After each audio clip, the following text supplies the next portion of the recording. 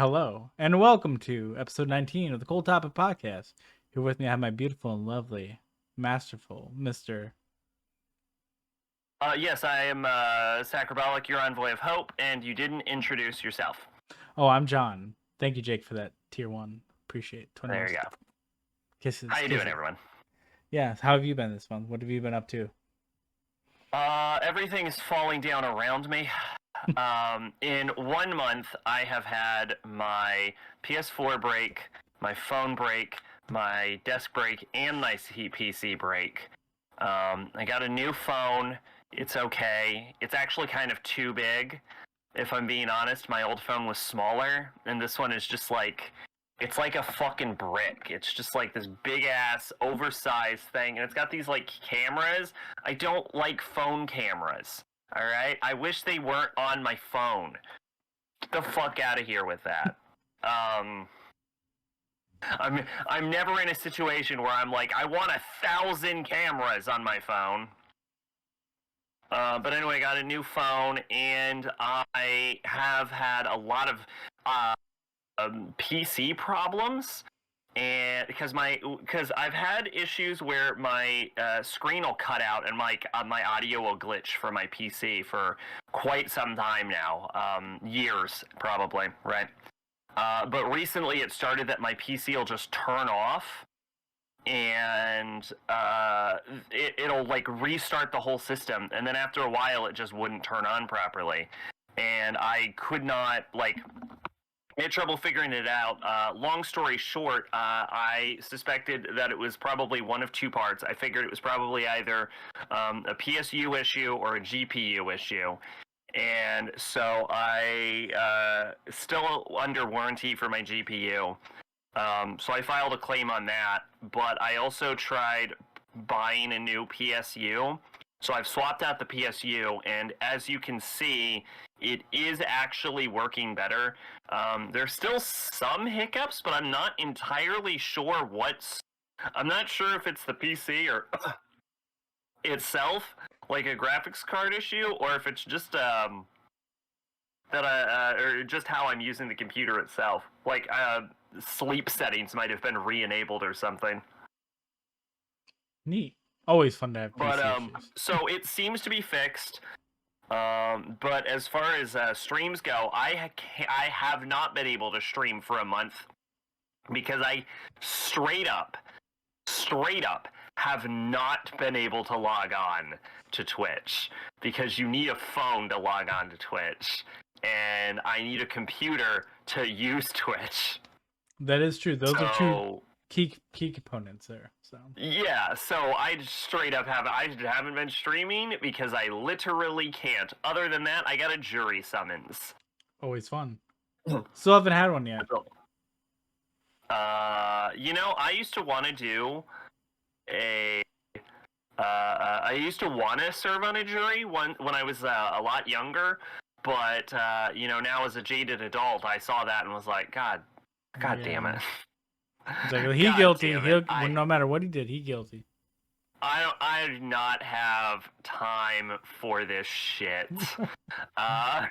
What's up, Kato? Time or desire. I'm terrified that I'm gonna not be able to shut the fuck up for a long enough period of time to sit in a courtroom jury, and I'm gonna say something and get held in contempt of court. So if anyone's wondering where SAC is next month, probably yeah. I don't want to fucking dress up or anything. Well, usually they have to do jury selection, which is probably what they're actually calling me for, to see if they're calling me for jury duty. Yeah. So hopefully I don't appeal to anyone as a juror, and they're like, we don't want you. That's fair. Slash your tires. No, not making it there is not an excuse I can use. Yeah, they really will not. Yeah. Yeah. They don't take too kindly around these parts for those kinds of excuses. Yeah. You have to bring a fucking letter in triplicate for that. You gotta be there. Exactly, yeah. That's crazy. Other than that, I have discovered Ultimate Chocolate Oreos, which is and a new limited edition Oreo brand. Are you familiar with Mega Stuff Oreos? Yes. Okay, I'm fat. so basically, it's like a Mega Stuff Oreo, but it's all chocolate, and all of the different chocolates are different chocolates. Okay. And this is somehow the best Oreo. It's just the best Oreo. You think to yourself, that's like 4 types of chocolate. That's too much chocolate. But somehow it works perfectly to become the greatest type of Oreo. I encourage everyone to go buy Ultimate Chocolate Oreos while they're limited edition so that they become permanent like Mega Stuffs were. See? Endorsed. Right there. Endorsed, yes. Also, I second Maid's thing. She says go in wearing a t-shirt that says, hey, I have opinions on anime. I think I don't have a shirt. I have 3 anime shirts, I think. I have 3 anime shirts. I did buy the greatest shirt of all time, which I was going to wear tonight, but stupidly I wore it last night, so I had to put them in the wash. Yeah. Yes. So next podcast will be the unveiling. I am wearing my brand new Hollow Myth shirt, which I love showing off. Hell yeah. Yeah. Man, I forgot my password for my other account, so I'm not a mod no more. I can always remod you. Arsec, mod him. This is probably my most expensive shirt that is not just literally a suit shirt. I think this is honestly my most expensive piece of clothing, and it's $40. My hoodie. Interesting. Yeah. How much was it? $40. Why? Huh? Well, because it's my Devil Wears Prada hoodie. I gotta have a nice hoodie. Oh, because it's merch. Yeah, it's okay. band merch. Come on, man. I wasn't aware it was merch. There you go. Yes, Arsec. I said, can you mod that guy, Jack? There you go. Okay, I got you. So, well, I can't really make it out too much. I just see what it looks like as sort of a diamond or something on it. My PC decided not boot a little over 2 weeks ago. Fun. Hey, welcome to the club, kiddo. Mods can't mod. God damn it. Hold on, I got you. Well, you're an editor though. Anyway, so what I've been up to is not as fun. You're modded now. I've been working. My store's actually fucking killing it this month, which is great because my boss is not on my buns so much. So that's been really cool. So other than that, I've been playing a lot of game lately. So I've been streaming very on and off because game. Sometimes I get enveloped. You know, it is what it is. But that kind of leads us into our first topic, which is said game, and that is Elden Ring. Elden Ring. Let's fucking go, man. It finally came out. I've been nonstop playing it. I have 150 something hours in this fucking game. Yeah. I have been stopped playing it. For the record. Yeah, well, I just forgot your pass. So Zach, what are your initial thoughts in this game? Because as a purveyor of the Souls series and a also very much over it type of person. Yes. How do you like this game? Yeah, I just as I guess if we're doing history of our Souls series, let's do it, man. I started playing Dark Souls 1 originally because a friend recommended it to me and literally just gave it to me. You know, 90% of these games people just give to me for some reason. But yeah, so I have I'm just going to say a platinum, even though I have them across like 4 different systems. I have a platinum on Demon Souls, Dark Souls 1, Dark Souls 2, Bloodborne, and Dark Souls 3. So I have done and seen it all, and I have done all of the DLCs as well. And I hated Bloodborne. I like about I can handle Bloodborne for the first hour, and then I hit Gascoigne, and then I fucking hate every minute of that game past that point. And then DS3 is my least favorite game ever of all time. That game is genuinely terrible. Like Bloodborne Bloodborne, I'll admit is good and just not my cup of tea. DS3 is actually bad.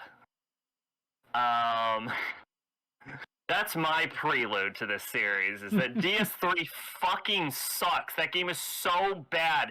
Everything in that game sucks. Elden Ring is surprisingly great. I was waiting for it. Yes, it is. Elden Ring is one of my definitely in the top 10 favorite games of all time. It's very, very well put together. Okay, I wouldn't go that far. Well, I mean, that's generous. It's definitely one of my favorites. I've spent a lot of time in it, and I can't put it down. Like, so it's definitely contention. You know, I'm almost very close to platinuming it myself. We've almost got all achievements on there. I just need some endings. Gotcha. But yeah, it's been a fantastic ride from start to finish. I'm excited to play the strength build on Twitch whenever we go back to that, which hopefully I'm thinking tomorrow night that we're gonna start that up again. But yeah, definitely it's a solid contender for my favorite game of the year so far. Until the end of the year, but you never know. Yes, ma'am. Kirby comes out next week. Kirby could beat the fuck out of this game. Who knows? Well, what's coming out this year anyway? The only thing I have my eye on right now is Soul Hackers 2. Yeah, that's July, which right? I don't play enough games in the year to have an opinion on games of the year, to be entirely honest, because most modern games aren't that good. But the only thing I could see passing this for my game of the year would be Soul Hackers 2, because that game looks fucking amazing. Yeah. I did hug the dead lady. Soulsborne yes, game is I've also hugged the dead lady many, many times. Chaos. Yeah, there's also Strangers of Paradise, but who cares? I don't know. Like I'm gonna wait. I'm gonna wait until that game drops to like $40. Maybe I'll pick it up. I almost bought it today when I was at Target, but I was like, nah, can't do it.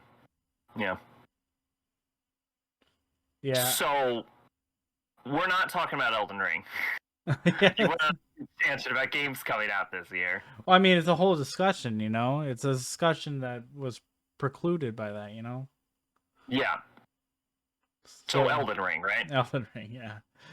So what are the things that you like about the game? So, okay. What I will say about Elden Ring is that I have a lot of opinions on it. I don't want to give a full review of Elden Ring personally until I have beaten it, and I have not beaten it. I would say probably where I am is probably late mid-game, late game, probably. I've done the first 4 regions in almost their entirety. But I have not done the whole game yet. So I will withhold judgment. So maybe we'll have one more Elden Ring talk. Maybe. But what I will have to say is Elden Ring as a game so far, what I will say is what the other Soulsborne entries did best, which I will define that as Demons, DS1, DS2, DS3, and Bloodborne. Okay? So I'm going to leave out Sekiro because I don't have an opinion on Sekiro. I've never played it. What those games did best, Elden Ring does not do as well as them. Like, for example, like Demon Souls is the most unique, and Boletaria's battlements and Tower of Latry are still the best designed levels in the whole franchise. DS1 has that like amazing looping level structure where everything like wraps back in on itself to the central areas. DS2 has the like plot line of like Scholar of the First Sin and the themes of like community and loss around like Majula. DS3 has its UI which is the only good thing about that game. And Bloodborne, of course, has its atmosphere. And all of those games do their thing better than Elden Ring. But Elden Ring is like second place in the meta franchise in all of those categories, except for looping level structure, which it's the second worst at. It's better than DS3 because DS3's level structure loops twice, I think, the whole game. But other than that, it's like second place in everything. And honestly, doing everything, like all of those are really good things, and doing second place to that, it really adds to the game. I will also say that Elden Ring has an addition of one feature that I genuinely believe is such a massive step forward that I genuinely think it might make the whole game for me. Can you guess what that feature is? Spirit summons? No. Okay. It's stealth. Yeah. Stealth makes Elden Ring. Horse too. Horse adds not that much, frankly. Horse gets you from point A to point B. Kind of. I think I've fought one boss on the horse. I have fought a grand total of no bosses on horse. No, that's not true. I have fought plenty of bosses on horse. That is a bold-ass lie. I just realized I fight every dragon on horse. Fair enough, yeah. Hey, walking in Dark Souls sucks dick. Yeah, it does, yeah. Yeah, the game added, first off, this game has fixed backstabs after being broken in Bloodborne and DS3. This game has fucking backstabs that feel like actual backstabs like they did for the first 3 entries. You walk up to them, you hit RB, and you stab someone in the goddamn spine. No more like, oh, I gotta charge my attack for 7 hours. Or like Dark Souls 3's like bullshit, you've got to get perfectly in the center of the back and hold down the button for a full 1.5 seconds before. No, you walk up and you go, huh, huh, huh. That is true. Like a backstab is supposed to fucking feel like, right? And it adds this like time scale, which is slightly annoying, but I guess it works well enough, where enemies have decreased view distance at nighttime, and you add that to the stealth button. So you go into stealth mode and you sneak up and you can like stealth kill the whole enemy encampment. It's fucking great. Stealth by itself makes this game. If this game didn't do everything else well it did and still had stealth, it would still be at least a decent game, just because stealth adds so much to it. It really does. I found myself using stealth more in this game than I have in like any other game, just because like I knew obviously the repercussions of going in fucking ham. So having that option to be stealthy and actually sneak around and like the castle and like other areas of the world was really nice, and added a lot more depth of field to the actual like levels sometimes too, because you could be like sneaking in a bush and like go around a couple dudes instead of just fighting them, or you can choose to like backstab one of them and then kind of like push a dead corpse into their friend and be like, what's up, bitch? There's a lot of ways to play the game too, which is really nice too. Yeah, I stealth is like my go-to assault tactic, and it really lets you like set up scenarios. Also, especially the fact that all enemies do not just instantaneously magnetize to you like they did in previous entries really cuts down on a lot of the bullshit too. And it also approaches on God Eater territory where you can kind of set traps for enemies. I would actually like to see maybe a future entry go further in that direction. I would like to see it like fully embrace the God Eater trap setting ideas. It probably won't, but I would like to see that. But yeah, a thing I'll do is if I see an enemy off in the distance and I'm like, this is gonna be a problem, I'll like throw up a Night Maiden's Mist, throw down a Terra Magistus, and then fucking Loretta's Great Bow their fucking dick hole in. And so then they have to walk through my fucking Poison Mist. I see you're a man of magic myself. That Poison Mist is broken too, especially on bosses. The Night Maidens is super good. It doesn't do a lot of damage, but if you can keep someone in the hitbox, it will fuck them up. It also, I've discovered, doesn't work on ashes. It super works on you though, so do not stand in it. No, it works on PvP too. Like if you have someone with you, it'll hurt them too. I imagine that would work. Yeah, I have noticed it kills summons. By the way, I'm using summons and ashes in this game because I've platinumed all of the previous entries. I don't fucking care anymore. I don't have some goddamn. I don't need to swing my dick around anymore. It's been swung. All right. I made it to the bottom of the fucking Chalice dungeons. I've swung my dick as much as I need to. The summons are fun though, because it's like collecting Pokemon too. You're like, oh, I got a new one. Summons are like nothing. I'm not talking about ashes. I'm talking about summons. Oh, the summon. Oh, I'm talking about yeah. There's I think I only summoned no summons one in this yeah. game. They I'm not fixed using that, yeah. people summons though. I am playing offline. Oh yeah. No, I think they fixed the NPC summons. Yeah, that was like in the patch. What was wrong with them? They didn't spawn like after Godric. I guess I didn't see any of them. Oh. Yeah. Apparently, they stopped. I've seen like 3. Yeah, I only saw the 2, and then I was like, "Fuck it, whatever." I have summons, so or Yeah, spirit I've ashes. seen. I've seen 3. I've seen Dee's brother. I saw some dude once, and I saw Nefali. So Yeah. I've seen 4. And I've seen one other one that I just forgot about. Yeah, apparently it was like a weird thing, like they just weren't showing up. So. Oh, I don't know. I just like maxed out all my spirit. I'm going abilities, magic. So. I am slightly disappointed to see that Estus still divides itself between like Ashen and fucking normal Estus. It's called like Flask of Tears or some shit in this game, but fuck you, it's Estus. Yeah, I know, right? Because it really. I've always hated like the insistence that like mages go in with less health because you have an inherently less heals in that scenario. I guess it's to balance off the healing of like faith builds or whatever. Yeah.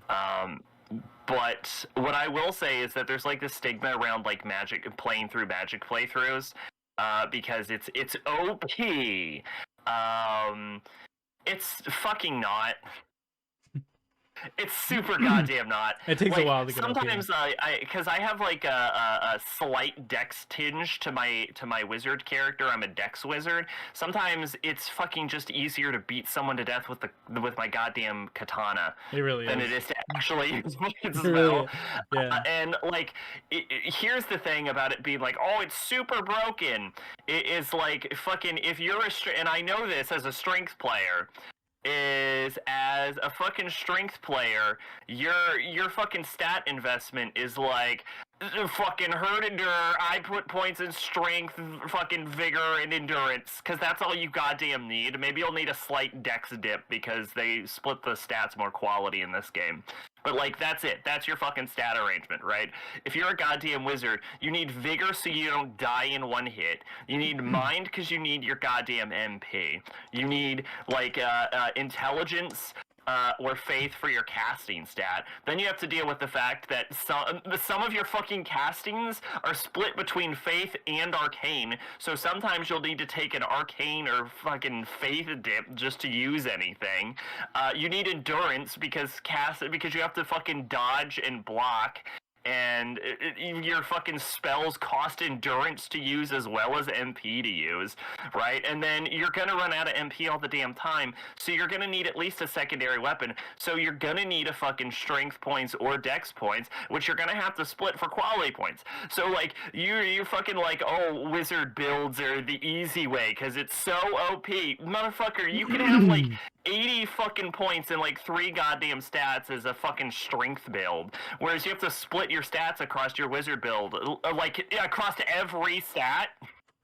Yeah. And you get less Estus? No, fucking my best spells. I've played for fucking 80 hours. My best spells are Pebble and Rock. I'm fucking David against these goddamn Goliaths. We're like, oh, Pebble, fucking Pebble. Throw them rocks.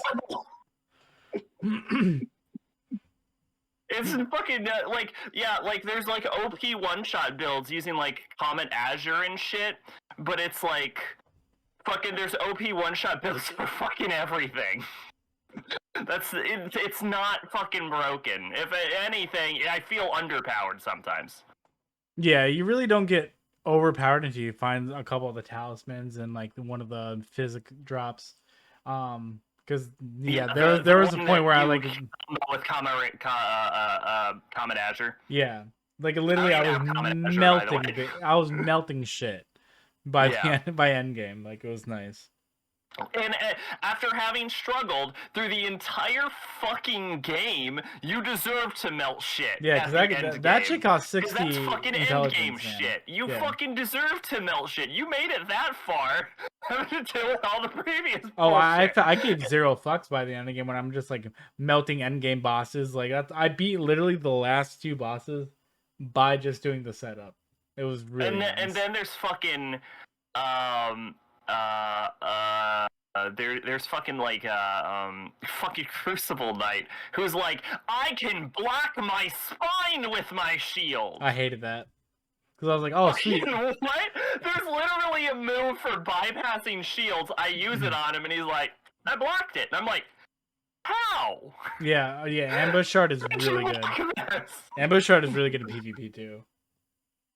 It's not really good against fucking Crucible Knight. Nothing's good against Crucible Knight because he's broken. He's fucking busted. I think Crucible, the dual battle, I don't know if you've done it yet, but any dual battle with Crucible Knight, I always have to Crucible it always Knight takes so and long. I guess I should probably say where I am right now. I will say right now that I am using the map on Fextra Life. Good map. That's what I use. Huh? It's a good map. That's what I use. Yeah. So I have gone to every dungeon. By the way, I've found things that are not on that map. Same. Yeah. So I've gone to every dungeon. I've killed every boss in these specific areas, save for the accepted ones. So I've got all of the life seeds, the key items, the bosses, the dungeons, the spells, the incantations, the talismans, and I've talked to all of the NPCs and done my best on their quests. I might have fucked up Fia's quest, honestly. I fucked up Fia's quest because I accidentally killed her. I gave Dee's brother his armor before finishing her quest. Oh. So now I'm not sure if he's gonna fucking murk her before her quest line finishes or not. No spoilers. Huh? No spoilers, man. What's up, Sarah? Fuck you. Anyway, yeah, so I've done Limgrave. I've done the country south of Limgrave, which I want to call Westeros, and I know that's not the answer. Weeping Peninsula. I know that's wrong. Huh? Weeping Peninsula. Thank you. I've done Weeping Peninsula, Limgrave. I did Lernia Lake, and Kaliad. I finished Kaliad as well. My least favorite. Kaliad? Yeah, fuck that. It's actually not that bad. No, it's all red. It's very red. I'm in an even more red location right now. I'm in a Lake of Rot underneath Lake Lernia. Oh yeah, fuck that place. It is red. Yeah, very red and disgusting, and I hate it. There's a boss down there, and I don't even know how I'm gonna kill it because I don't know how I'm gonna get to it alive. It's fun. I'll tell you that much. Yeah, I don't know how I'm gonna get to him alive, frankly. Yeah, it's a pain in the ass. I'll tell you that much. Yeah. It's really. It's like I gotta get there, and then I gotta make sure he dies, and then there's no room to fight him. Yeah. It's like Centipede Demon, but worse. But worse. I was thinking worse. That does so much damage. It's like super toxin. Oh yeah, that is one thing I'll say about Elden Ring is I am not a fan of poison. Poison has been buffed in this game to hell and back. This is the strongest poison has ever been in any of the games. Yeah, it's pretty crazy. I think they did it because you can make the shit to make it go away. It is coming off of like DS3 where poison was nothing. Scarlet Rat is better, to be honest. I hate Scarlet Rat. Poison was nothing in DS3, and in this game, it is everything, and it will not end. It lasts forever. Yeah, see, that's the thing I liked about the crafting is that I made so many of those like boluses to like get all that shit like gone that it never was an issue for me. Because I was like, I'm getting all these fucking cookbooks to make sure I can kill this shit. Oh yeah, no, I mass produce poison cures, but sacramental buds are pretty rare. Excuse me. And of course, I found a fucking field of them growing in Atlas Plateau, so I might be okay now on Scarlet Rot. Yeah, there's always like one area, like a couple areas where well, it just you go to that bountiful. area after Kaliad. I kind of just did both at the same time, yeah. Yeah, I'm going in order. Yeah. Because you get the Dectus medallion in Kaliad. So. Yeah. That's right, yeah. I think I just ran in there, grabbed it, and then... Well, I went an alt route to get up to the plateau. Up the worm peak or whatever. Yeah, where you fight Magma Worm. Yeah. I did that and then found out it would break quest lines, so I didn't go through the door. Oh, it does? Oh, okay. Yeah, it does. So I didn't go through the door. They might have fixed that because there was a whole bunch of fixes they did. So. No, it's because you've advanced the storyline to the next level. Oh. So I think it was working as intended, frankly. Ah. Well, good thing. Like how the festival for Radon can go on without you. And it did. Did it? I missed the whole thing. I got there and everyone was dead. I did not know that. Yeah. That's I got there and everyone was dead, but you can reset it once you kill him. That's a really good boss, by the way. Yeah, it's a solid. I like the horse. The horse does it for me. Like, that is 10 out of 10. The best. It's so stupid. Because he's such a big, like, bulky boss, and you're like, fuck. And then you look below him, and there's this fucking dangling horse. This fucking trying his best. I didn't notice the horse until I was, like, eating, and I fucking saw a video of it, and I'm like, wait. That was I fucking died when I saw the horse. That was the first thing I noticed when I got close to him. I'm like, wait a minute, that's his fucking horse. And I fucking lost it and got immediately fucking killed because I just could not stop laughing. I've seen people say he uses gravity magic so he doesn't fucking smush it. I don't know if that's true or not. I haven't seen any in-game description that he is in fact using gravity. I like to think it's just a super strong horse, frankly. Yeah, it makes it funnier to me. It's funnier if it's just one. It's like, I am the world's strongest horse. He must be. I mean, he looks like shit, but he's doing his thing. It's probably he's holding it with gravity magic, but then that makes sense. But I want it to be that it's the world's strongest horse. Yeah. Okay. So far, what's your favorite boss? Probably Radahn, actually.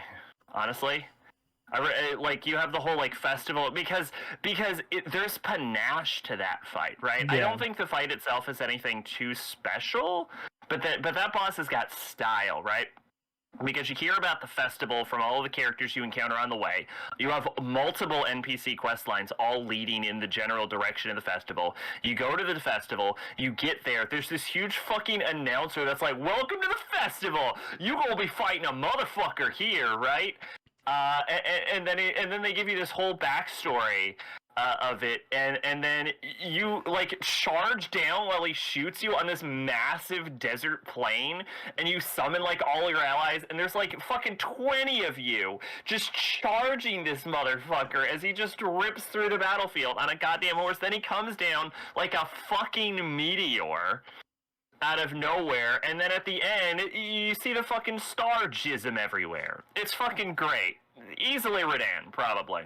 Now, I will say that Radahn, I feel like the bosses in Elden Ring are actually pretty weak compared to the other games. I don't think there's any boss that I stand out, other than, possibly Radahn, where I'm like, that was a great fight. It's always just that was okay. That was an alright boss. And a lot of the boss designs are definitely weaker in this game also, compared to other entries.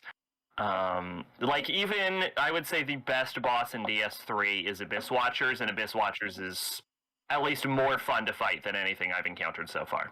Yeah. But I but think, also, this Wondrous is the only good boss in that game. Ta-ta! yeah, I think with the sheer... Gale's fucking great, actually. I'll take that back. Fucking Gale outstrips anything in Elden Ring, also. Yeah, I think with the sheer number of bosses, like, I already expected them a lot to be obviously copy and paste, which there are a lot of copy and paste.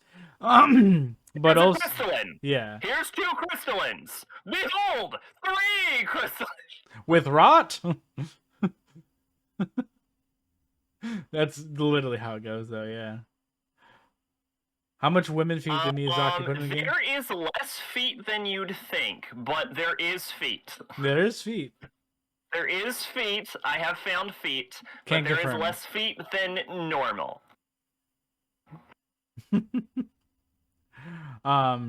Yeah. So I mean, like, overall, like, I'd still say, like, the main bosses that I fought are always the fun ones because they all have like a gimmick or something to them. Like the Renalia fight, I really liked, even though it was stupid easy to figure it out. I still thought it was cool, and then she had that like nice atmosphere in phase 2. I thought it was really cool. The phase 2 ROM thing. That's what I'll say. Elden Ring learned its lessons from all of the other games.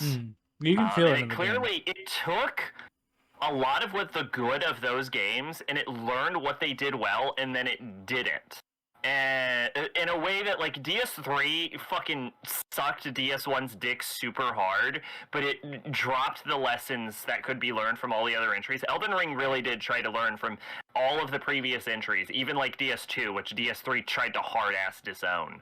Like, it did take its lessons from all of the games, and I do appreciate that. It was like, okay, let's try and... what did we do right? What did we do wrong? And let's do that. You know what I'm saying? And for the most part, it has actually cleared up a lot of the problems I had in Bloodborne and DS3. I will say that some enemies are still way too hyper-aggressive. Yeah, fucking birds. With the fucking weirdly bullshit movesets. Birds, you are... which one are you talking about? What bird? Birds with knives. Fuck birds with knives. And bats. Birds. Fuck anything that flies in this game, actually. I take that back. Anything that has wings and that can be above you in some way. Flying. Yeah, anything that can be above you, fuck that. I don't think dragons are that bad. Yeah, dragons are excluded because dragons are not bad. But any normal enemy character that can fly... yeah, generics. Fuck them. Yeah. I didn't have any problems with the birds. Bats get weirdly harder as the game goes on. Like, they start out as, like, trash mobs, and, like, the more I go on, I'm like, oh god, fucking bats. Yeah. I died an embarrassing amount of time in, like, Dragon Barrow or whatever to that fucking bat tower. Yeah, that bat tower is a piece of shit. Fuck that shit. That bat tower is fucking eat a fat cock. It really, yeah. I had a fun time in there, too.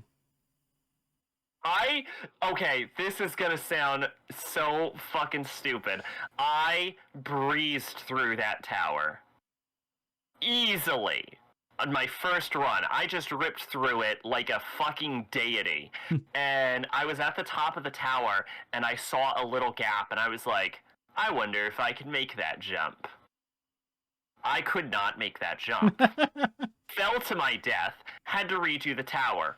Now, you would think that me having breezed through that tower the first time, like a fucking god, would mean, I'll do it again. Nope. I then spent a half hour probably retrying that tower. Sounds about right. Like 8 times in a row, dying over and over to these fucking bats. Yeah, anything that I can fly, fuck those things. Like the harpies, too. Fuck the harpies. Fuck everything. Oh, yeah, the harpies. Yeah. No, I mean, the harpies are more of the problem than the bats, honestly. The harpies are fucking busted. They do so much damage. Their grab attack is colossal. It is crazy. Yeah, this game really fucks you when you don't want to get fucked. Yeah. Gravity also still the hardest enemy of this game. It's got fucking Demon Souls gravity. It does, right? yeah. Because you can fall from a comical distance and then nothing will happen to you. And then there is about a 2-meter fall range where you have fallen just the right distance to take damage from it. And then if you fall any further than that, you just instantly die. Yeah. It's very hit and miss. Fall damage in this game, there's a ring that negates it. Might as well not exist. Because there's such a small window between I have taken fall damage and I am goddamn dead. Yeah, there was a lot of times where I was like, I can make this jump. Or I can fall down here and I'll be fine. Or the horse can take it. No. No. Yeah.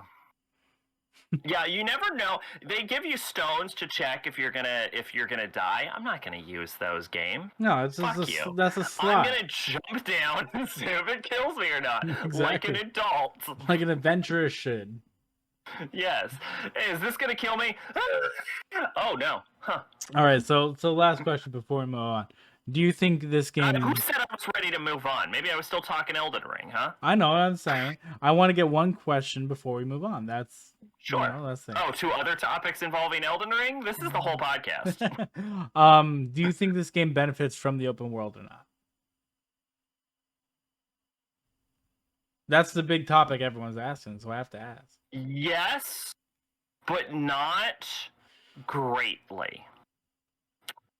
What I will say that I noticed about Elden Ring's level design is that they worked around it being an open world rather than designed the game. Like, they clearly made it an open world and then worked around that fact rather than designing the world around it being an open world, if that makes any sense. No, Like, that makes sense. if you compare it to Breath in the Wild, that game had to be open world. Elden Ring, to help elaborate, a trick that they use that I'm well aware they have used is they use a combination of walls and elevation changes to change the level structure in such a way that the only way into certain areas is a singular direction. So they use like changes in elevation in walls and like legacy dungeons to create linear dungeon experiences so that it still gets you the tightness and experience of a dungeon, but you get there across this like large open plain. So like travel distance is like, ooh, but it's still designed linearly. Yeah. What I will say is that the ability to go anywhere and do anything in it adds to the game's favor, and the breadth, the width of the map is allows you to attack from multiple areas. So like in like DS1, for example, there's usually one way to enter into an area.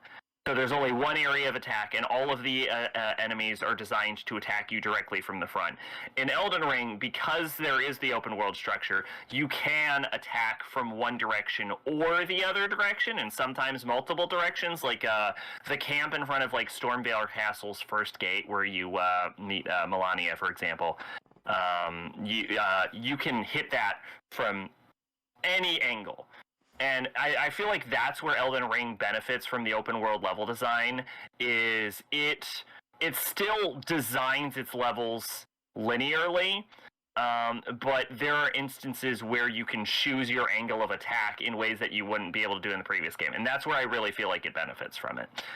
It also works in a way to aid, again, the game's best feature, which is stealth. I agree. Yeah. Because you can choose your angle of attack. That also means that you can sometimes like stealth past entire encounters, or do what I do, which is stealth past the entire encounter and then hit them from the behind where they weren't ready for it. Yeah, that's the thing I like. Like the castle is like a good example of that.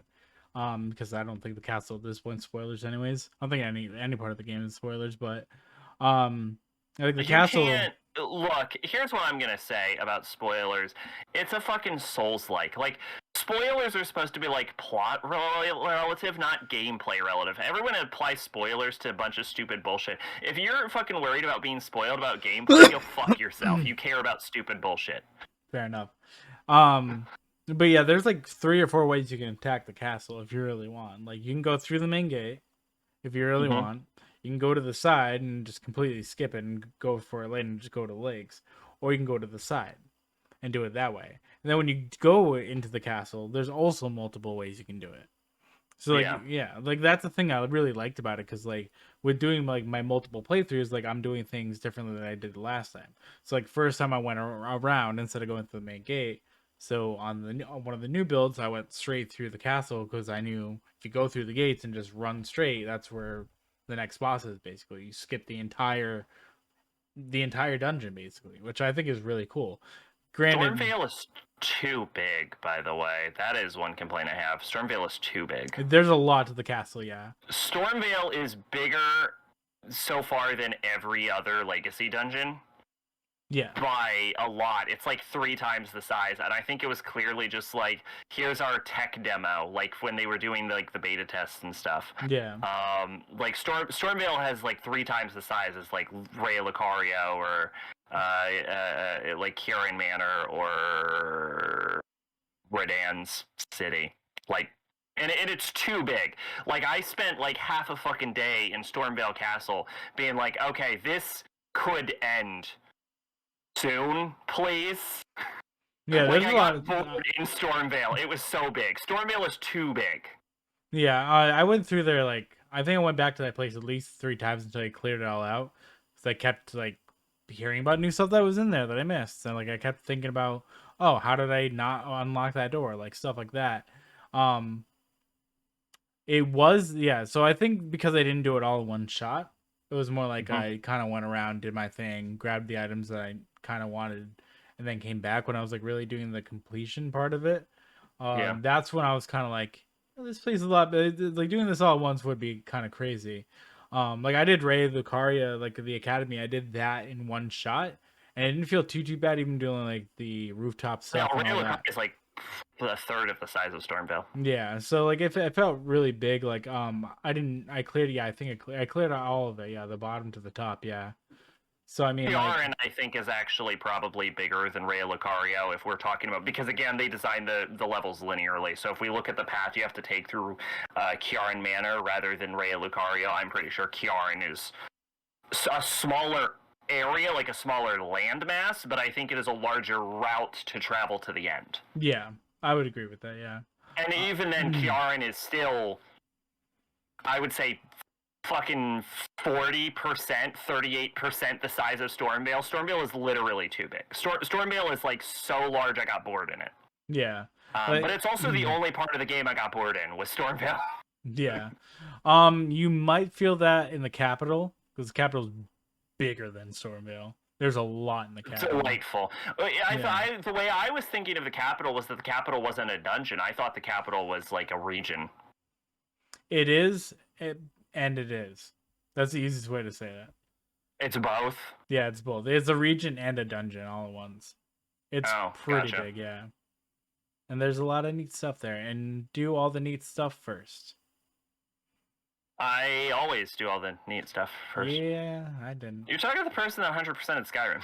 Fair enough, yeah. It's a region dungeon. Exactly, yeah. Yeah, but I personally think the game did benefit from the open world just because there was options. Like, if I felt like a boss was too hard, I would just mark it on my map and go do some other stuff, forget about it for a little while, and then come back and just beat it. Which was that was my favorite part of it, because I still do that. Yeah, because like I was like, there's not really, like, if something's too hard right now, there's no pressure to do it right now because it's not in my way, unless it was physically in my way. Like a main boss. But I thought, well, you can bypass all the main bosses. Yeah, like you only have to do 2 of them. That's the best part of it. 6 more. Yeah, there's a lot of stuff you can skip in this game. You can literally just go and run to walk around Stormvale and not fucking deal with it again. Yeah, you can walk around it. You can not even fuck with the academy. You can go straight up to the plateau, and the only real roadblock is getting to like the final area, because you have to. Actually, no, you can go around that too. Actually, yeah, you can literally go around the entire game if you want. Yes, but you cannot beat the game made unless there's a glitch or something.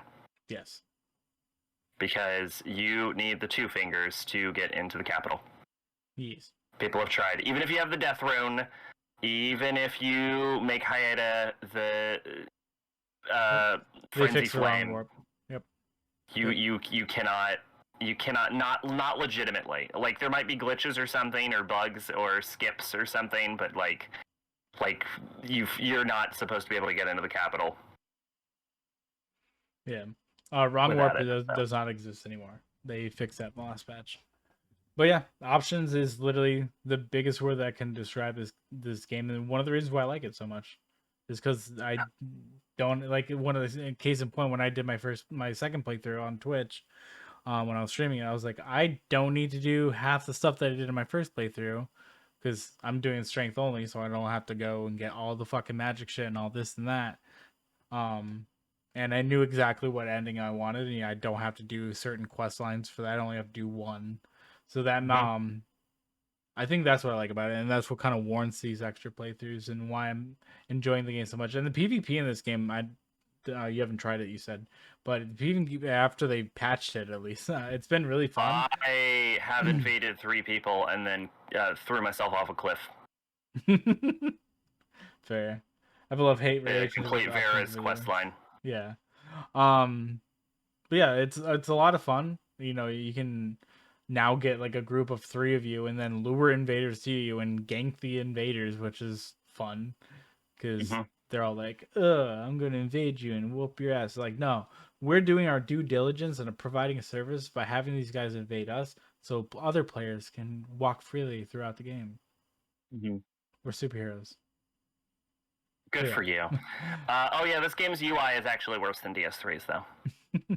Fair enough. It's a lot clunkier. At first I was like, oh, I like that it's organized. And then the more I went on, I'm like, oh, this is actually really annoying to navigate very quickly. Yeah, there's a lot. Like, you can shove it in the box, but the reason I'm going to argue that the UI in Elden Ring is worse than DS3 is because you didn't have to shove anything in a box in DS3, because the UI was designed in such a way that you could easily grab any goddamn thing you needed on the fly. And Elden Ring is not. If I have to, like, change a weapon on the fly, I have to go through, like, 6,000 tiers of weapons to to get to it, so... Yeah, I store a lot of my shit, so... I only carry the shit on me that I use, yeah. I want to complain about. Yes. Is spells. All of the cool spells, I'm a wizard. All of the cool spells are cleric spells. All of them. All of the cool spells are cleric spells. All of them. I'm not fucking making this up. The beast transformations, cleric spells. Fire spells, cleric spells. Fucking dragon transformations, cleric spells. Fucking healing, cleric spells. Lightning, cleric spells. Frost lightning, still a fucking cleric spell. My abilities are pebble and rock.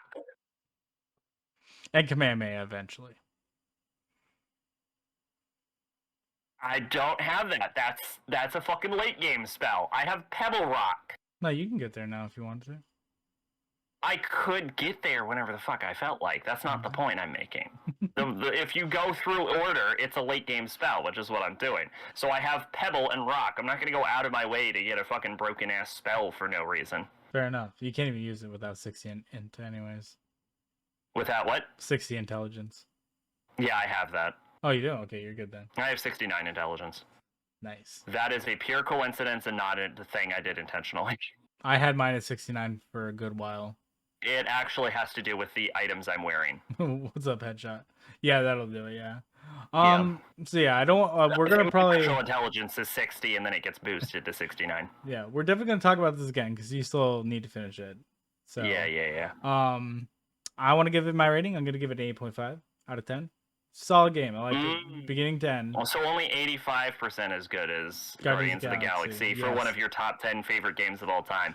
Wow. Marvel's Guardians of the Galaxy really must be the greatest video game / media creation of all time. It's on Game Pass right now if you want to play it right now. You should, apparently. Apparently it is literally the greatest thing ever.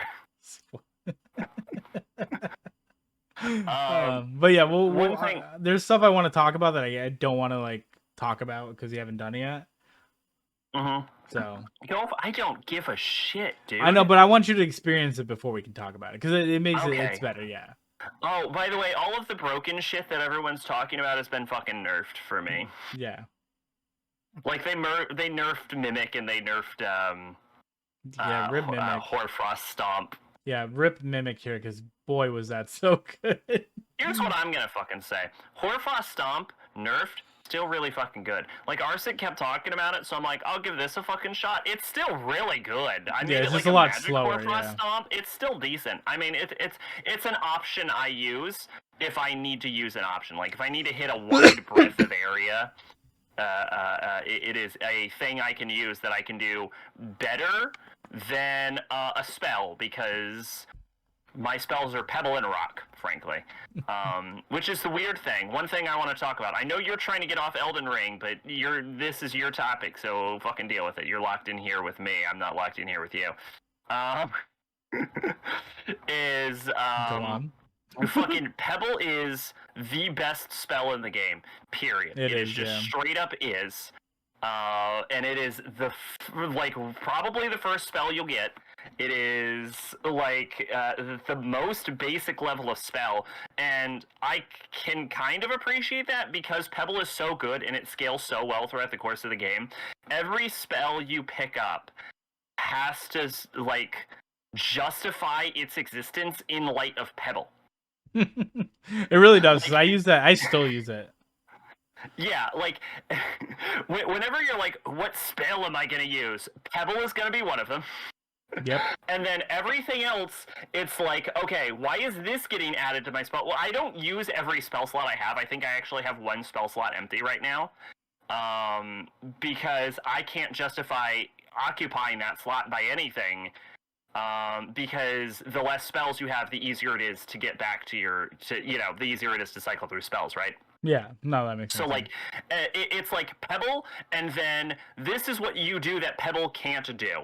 So I have Pebble, and I have Rock for damage into, like, cheese NPC dodges, right? And then I have, like, Ice Forge Comet or some bullshit. It's like Pebble, but icy. Which I got for damage dealing in hallways, but I also realized that a lot of shields don't block ice, including Crucible Knights. So you can fucking beast mode through a fucking Crucible Knight just by using ice attacks. There's your tip. That's how you beat Crucible Knight, by the way. You fucking shit ice down his throat. Then I have Wide Pebble. And then I have Night Maiden's Mist, which is so good. It's probably really like good, yeah. Such a good spell if you can keep the enemy there. And then I use like Terra Magistus for boosts for setup attacks, and then Loretta's Great Bow because it has a very large range, and I think that's really my spell good. slots. And they just dropped the FP costs and I think upped their range a little bit too on that. On Loretta's Great For Bow. Loretta's Great Bow? Yeah. That's pretty good. They dropped the It's FP got like a price for a lot of crazy games. charge time. Oh, I yeah. use Loretta's Great Bow to open a fight. So I'll drop like Terra Magistus, maybe I'll drop a Night Maiden's Mist right in front so they have to walk through it to get me, and then I'll like Loretta's Great Bow, and then they'll aggro, and then I'll swap into closer range spells like maybe Pebble, maybe Rock Sling, or maybe Ice, depending on the enemy. Like if I'm fighting like a shield enemy or I'm in a tight hallway and Rock doesn't work in a hallway. Yeah, that makes sense. Yeah, there's a lot of good that's why there's a lot of good solid combos too with magic and everything that's came out too. Like I never thought I would use whips, and I'm using fucking whips right now because they're ice and bleed damage, which is really nice. So I'm using an Uchigatana for the first time ever. I'm actually going Dex because I always do a different build. Like I go Strength Sorcerer in DS in Demon Souls, and then Strength in Dark Souls 1, like Cleric Strength in Dark Souls 2, and nobody cares about Bloodborne because that's a completely different style. And then like DS3, I just go Strength because that's the correct way to do DS3. So yeah, I actually decided to spice it up with Dex. Also, Dex increases casting speed, so it goes hand in hand very well. Yeah. Yeah. That's what I pivoted. I did a good amount of Dex, but I also have some strength in there for a neat weapon that you probably are gonna guess that's in the game. A neat weapon that I probably guess is in the game? What is it? Just tell me. It's the Moonlight. Oh, is it? Oh, okay. Yeah, it's great. I'll probably just stick with my Uchi at this point. I switched between I the two. really like Yeah. Ashes. By the way, I don't consider Ashes summons. They like cost FP or like HP. Like they're just fucking spells to me. Is That's fair. what Yeah. I'm gonna say. I'm like level 2 something, like 230 something. 230. I'm 109, I think. But what was I gonna say? I was gonna say something. Sword from King's Field, yeah. And DS1. And 2. And 3. It's not in 2. Oh, it's not but in I 2. thought it was in Demons. Is it? I don't know. I know it's definitely in Bloodborne. Yeah, it's definitely in Bloodborne because I used to. It's in Bloodborne and it's in DS3, but it is not in 2. There is a fake one in 2, actually. Oh. Wow. Fun. Yeah, fun fact. Let's see. No, I had one other thing I was gonna say. Oh, yeah. Like block counters in this game. Really good. I like them. It's a better idea than parries, honestly. Like, parry's all about, like, the high risk, high reward, but then you just, like, completely decimate the opponent once you use it. The fact that block counters respond with a strong attack adds this, like, level of strategy that parries never had. Because you can just go, I parry. But the fact that you have to respond with a strong attack makes you, like, you can't block counter mid-combo or you're just gonna get fucked, or sometimes you can if it's a slow enemy, you know what I'm saying? It like adds this, and like depending on what your strong attack is, it also depends on like elevation changes. Like I've had a block counter whiff because of an elevation difference, so it adds this like level of strategy that there just does not exist in parries. So yeah, I use it a lot in the beginning of the game and on my strength build too, since I'm using a shield with that as well. and you using a shield? What? I know, it's a new thing I've been trying. Oh man, everyone's mixing it up this time. Yeah, so I mean, like, because the reason why I'm using the shield is because guard counters are so fucking good in this game. Like, I agree with you. They add like an extra like depth of strategy. Like it's a less of a risk, more reward type thing. Because like you said, if you do get fucked in the middle of a combo, you can't get fucked right out of it. So, I mean, it's definitely good. The only complaint I have against shields that they have this giant fucking like stone slab as a shield and people just poke you, and I hate it. It's the worst shield ever. My thing about shields is that they're still kind of nerfed from DS3. Like they've gotten a slight buff, but they still have some of the DS3 issues where enemies deal way too much stamina damage. They fixed that in the last so much stamina damage. And sometimes you can get clipped from above, which was a DS3 issue, but it happens a lot less. Like they have definitely been improved from from DS3 at least. They're not as good as they were in 1 or 2 or anything, but they're not bad like in DS3 or Bloodborne. The shields in Bloodborne? There are 2 shields in Bloodborne. Yeah, who needs them? One of them is okay. The other one is bad. With a wooden shield or whatever, yeah. Yeah. There's like the wooden shield and the game is like, don't use this, idiot. I think they just honestly put them in there for like a haha. They're like, yeah, you're not gonna use that. Well, one of them is a DLC weapon, and the DLC weapons in Bloodborne are fucking busted. Like all of them are. Like they're all super good. Yeah. Bloodborne weapons are really cool. I'm just saying the DLC weapons are very strong.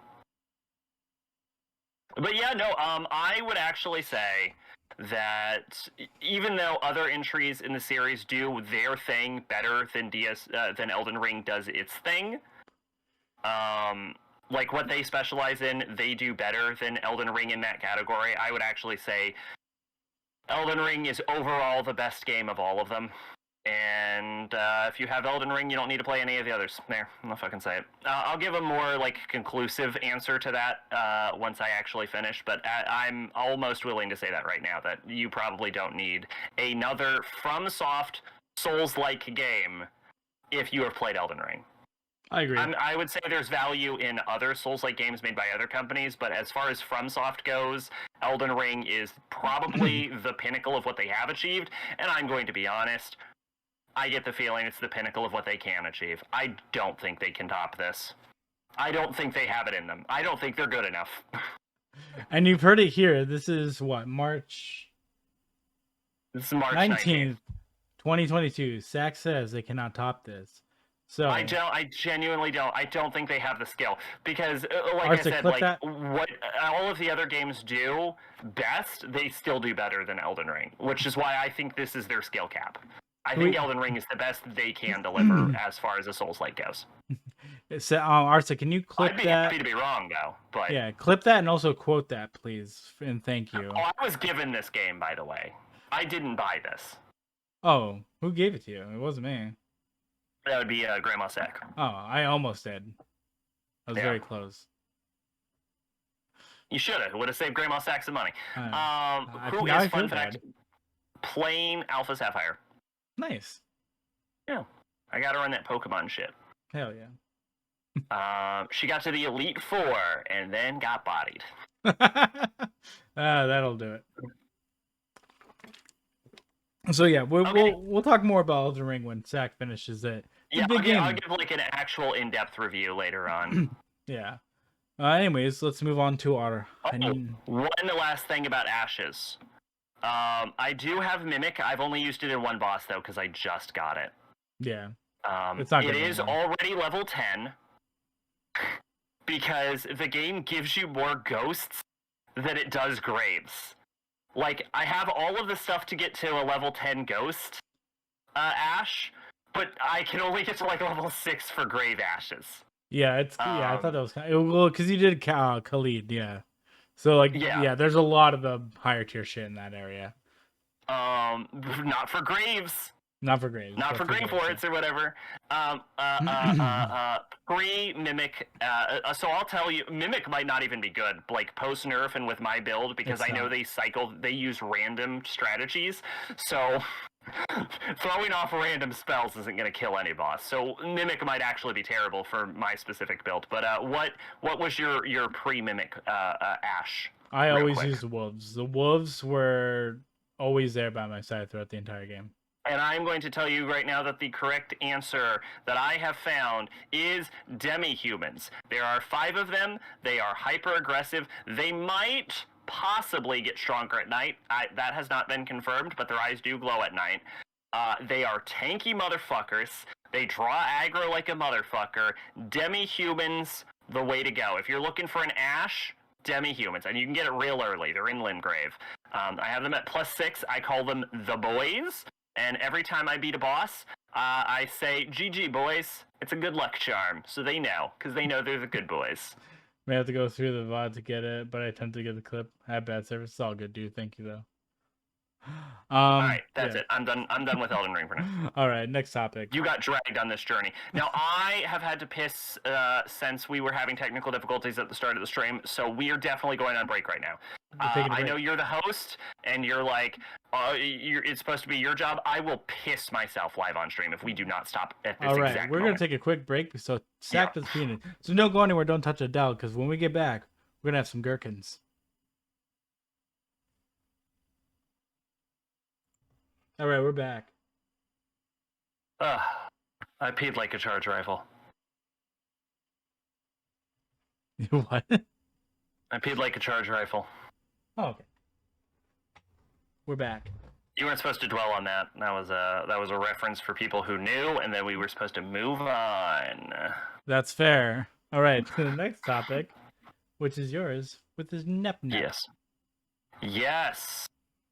Megadimension Neptunia V2, or as I call it, Nep 4. Easier title?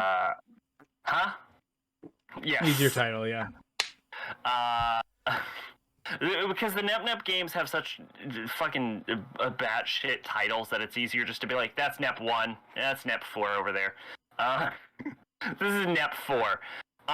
So, yeah, okay. Megadimension Neptunia V2, or Nep 4. I didn't play the remake. I hear the remake sucks, which is V2R. So, that's worth noting, I guess. I also really didn't feel like I needed to.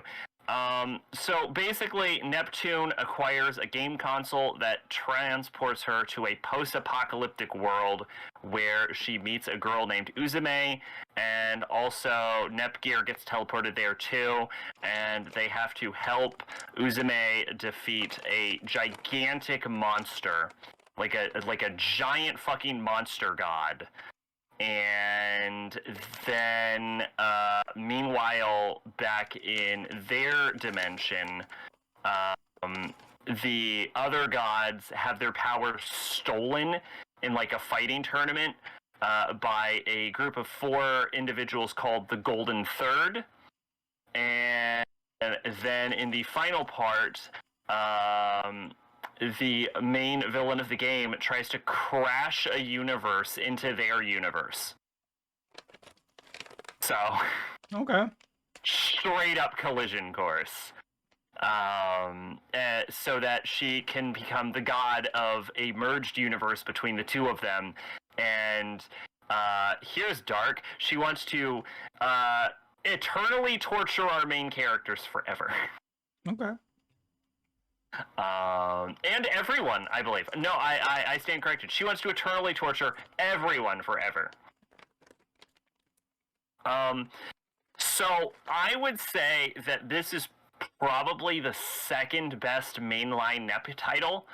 This is also the final mainline NEP title to have been released. NEP 4 is the last main title. Everything else, I believe, is a spin-off from this point on. But it is probably, I would say it is not as good as NEP 3. And I will say that the final boss, Kuromi, is not as engaging or as good of a villain as Ray Wrights is in NEP 3, but that's because there isn't a lot of video game villains that I think are actually better than Ray Wrights. Ray Wrights is absolutely stellar in every way. What I will say is that a problem that NEP 3 did have was the game would not allow tension to occur in it. Because anytime a scene was coming up that should be like serious or dramatic, they would like crack a joke during it, and all the tension would just immediately deflate like a balloon. You know what I'm saying? And I think they probably did that because I think they went over the line with NEP 2. Like, I feel like they thought they went too far with NEP 2. In fact, they actually say in the game, "We are sorry for the cursed sword ending of NEP 2. We are sorry we did that." Which, as a refresher, involves you murdering all of your friends and then the main character commits suicide. So I think NEP 3 tried to be a lot more humorous to make up for how serious NEP 2 was.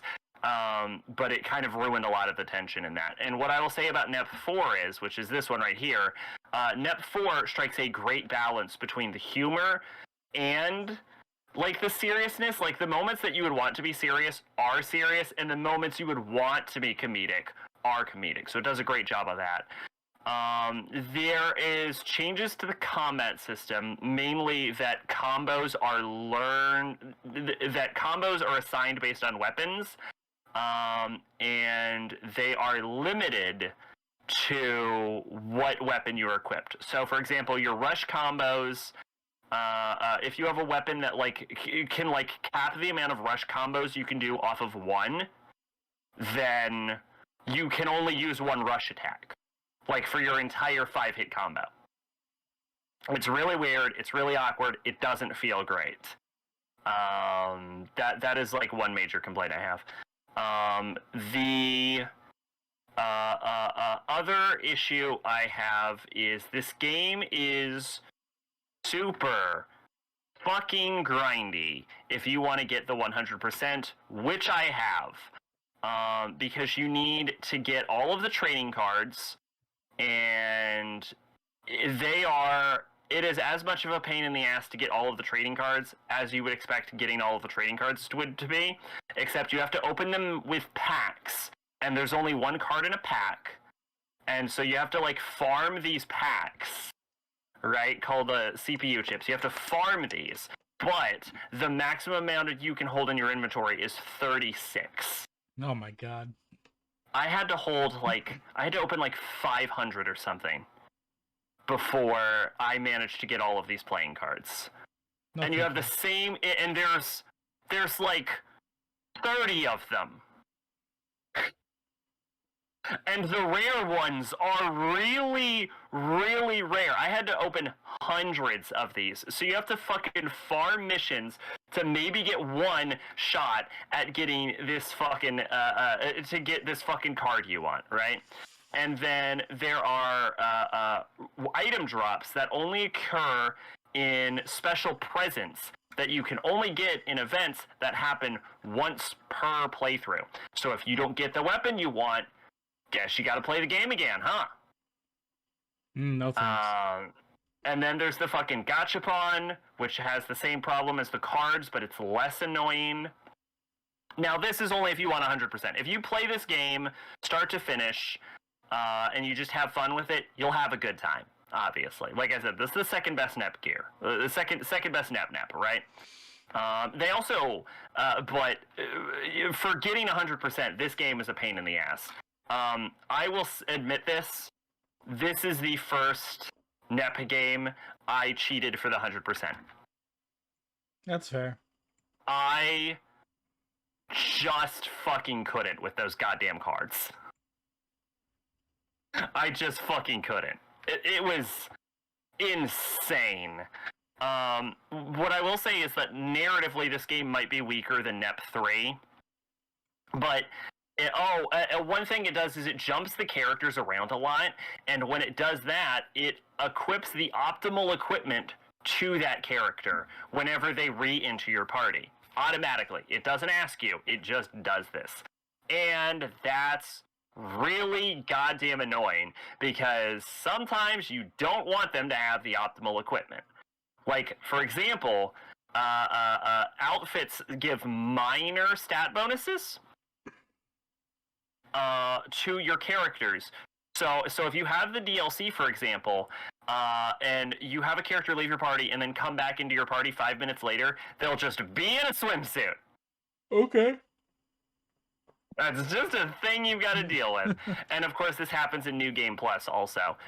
And there's also issues with the accessories. Like if you have all of the DLC, one of them is called Plant Bracelet. And the issue with Plant Bracelet is it prevents your character from moving in battle. Okay. So it gives you really high stats, but you physically cannot move. That sounds kind of counterintuitive. So you see why and characters leave your party and then come back to your party all of the time in this game. Mm-hmm. So it gets real annoying that they keep, like, they will leave your party in one scene, you'll have 5 lines of dialogue, and then they'll be back in your party and they'll just re-equip themselves. Oh god. They're like, boy, wish you weren't doing that every time. And there's no way to turn it off. It's very irritating. I don't like that. I know this sounds mostly negative. I want to assure you, this is a good game. It's just there's a couple the things that this game does wrong. It does very, very wrong.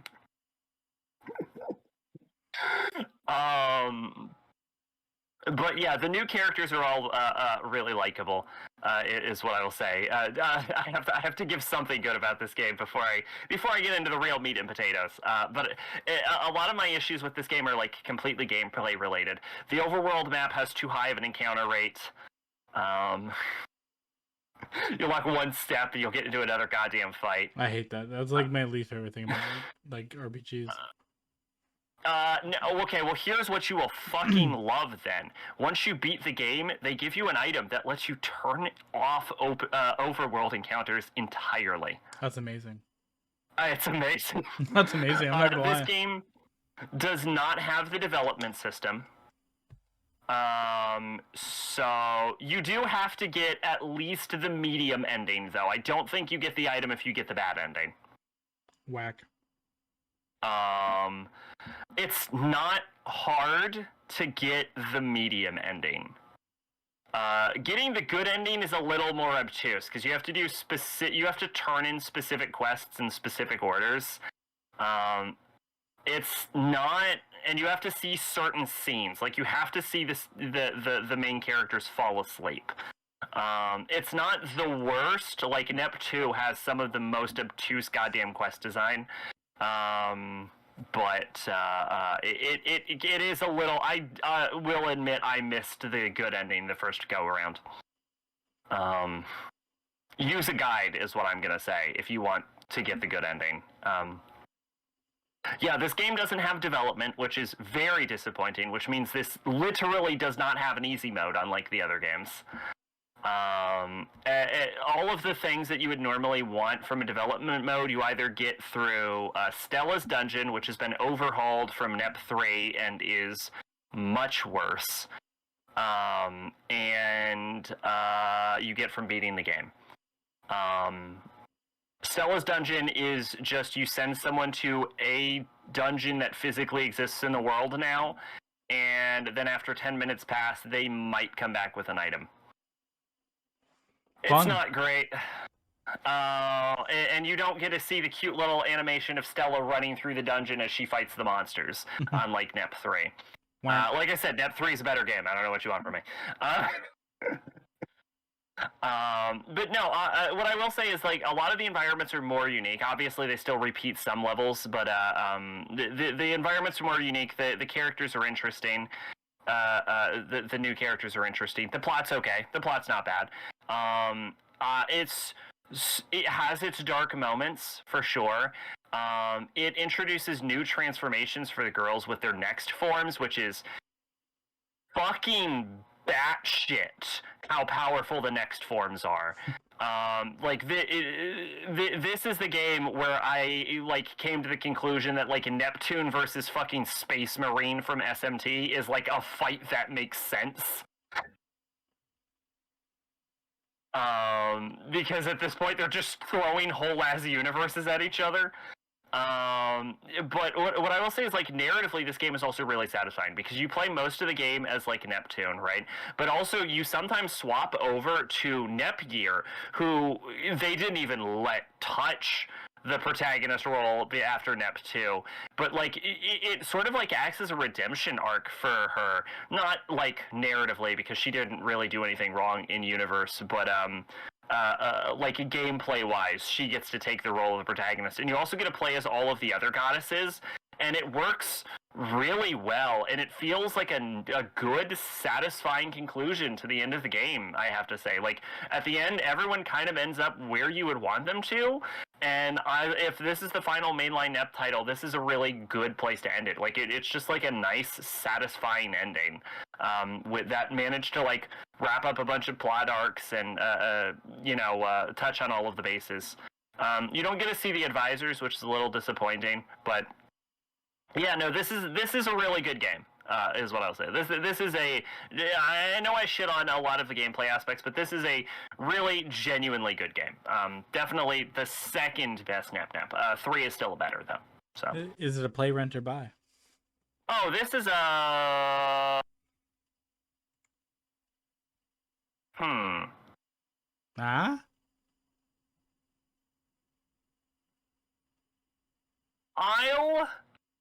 Okay. I wouldn't suggest starting with this game, is what I will say to you. If you are into the NEP series, this is a rent to own. Okay. But do not start with this. I would say play the games in order, actually. I would say go 1, 2, 3, then 4. Even though 1 has nothing to do with any of the other games, I would recommend starting with 1 just because it gives you the general feel of a NEP game. Makes sense. But yeah, if you are a NEP fan, this is a rent to own for sure. This is a must-have NEP title if you enjoy NEP. NEP. All right. Yeah, that's it. I think that's it. That's it. Moving right along, we have the next topic, which is Barry. Oh yeah, you didn't give We can until you play it all, man. We're not doing it until we gotta do it together, bro. Okay, all right. Don't worry, I didn't forget. So I know what this show is. Yes. And it looks good, but it's on a channel I don't have. It's on HBO, yeah. Yeah. So that's one of the reasons why I've never actually watched it, but I've had HBO Max now, not a plug, for 2 years now, and I finally said, hey, we should watch this. Everyone said this is an amazing show, and guess what? It fucking is an amazing show. I've seen clips and it looks really good. It's very good. This is Barry. We didn't introduce this. Yeah, this is Barry. Barry. It's a show about our friend here who is an assassin who decides I don't want to do that anymore and I want to be an actor. And there's some hijinks and stuff that follow that. Amazing cast. I'll say right off the bat. Um, I've always loved Bill Hader. He's been great. Everything he's written for South Park. He's been in a whole bunch of movies that you've probably seen. But this is like one of the first shows that he's wrote and directed some of the episodes too, and it's fucking phenomenal. It's really good. I'm kind of like, pissed that I have to wait for season 3, which comes out this year at some point. Because I really just wanted to see. This show's been on forever. Yeah, it had like a break because of COVID and everything. COVID? So yeah. Yeah. Okay. Fair enough. Yeah, I think they finally filmed it last year. So yeah, super excited for the 3rd season. I don't want to talk about it too much because everyone should watch the show, and there's a lot of stuff that you can kind of like spoil it. Well, what I really want to say is like if you have the opportunity to watch the show, go watch it because it's one of the best shows I've seen in a good while. It kind of sucks that it's on HBO, but I mean, being on HBO, you can do a lot of stuff that they do in the show with like violence and blah blah blah blah blah, blah language, and just absolute craziness. It's really funny too, given that Bill Hader is a comedy person. It is funny, but it's also very serious and it's really good. Bill Hader's one of your favorite actors. He should be, because after watching this, I have like a huge respect bump for him because it's written very well and it makes sense. It's a cohesive story too, and there's plot threads for like different characters. It's a solid like 9 out of 10 for me. It's a really good show. I'm very excited for season 3. Go watch it. I don't want to talk about it too much. I just wanted to give it a shout out. Really. So is that a skip, rent, or buy? That's a buy. Well, I mean, it's a buy rent because I mean you can't really buy it, but you should. Is it a rent to own? Is what you would say? For the record, everyone is aware that this Blockbuster video system isn't a thing. Like, it's funny. We're bringing it back though. This rating system is nonsense. Everyone is aware that it's bullshit. Well, of course it's bullshit, but we're bringing it back. It's definitely a buy. It's really good. Okay. Yeah, it's definitely a buy. If you already have the service, go watch it. Short episodes, short seasons, good show. Papa John's. Moving right along. To another show, Peacemaker, which is also on the same streaming service. It's a DC property. Now you watched Suicide Squad, right? So, I watched the original Suicide Squad, but when we talked about it on the podcast, I actually didn't watch the Suicide Squad. Fun fact, I actually watched the Suicide Squad last month. Yeah.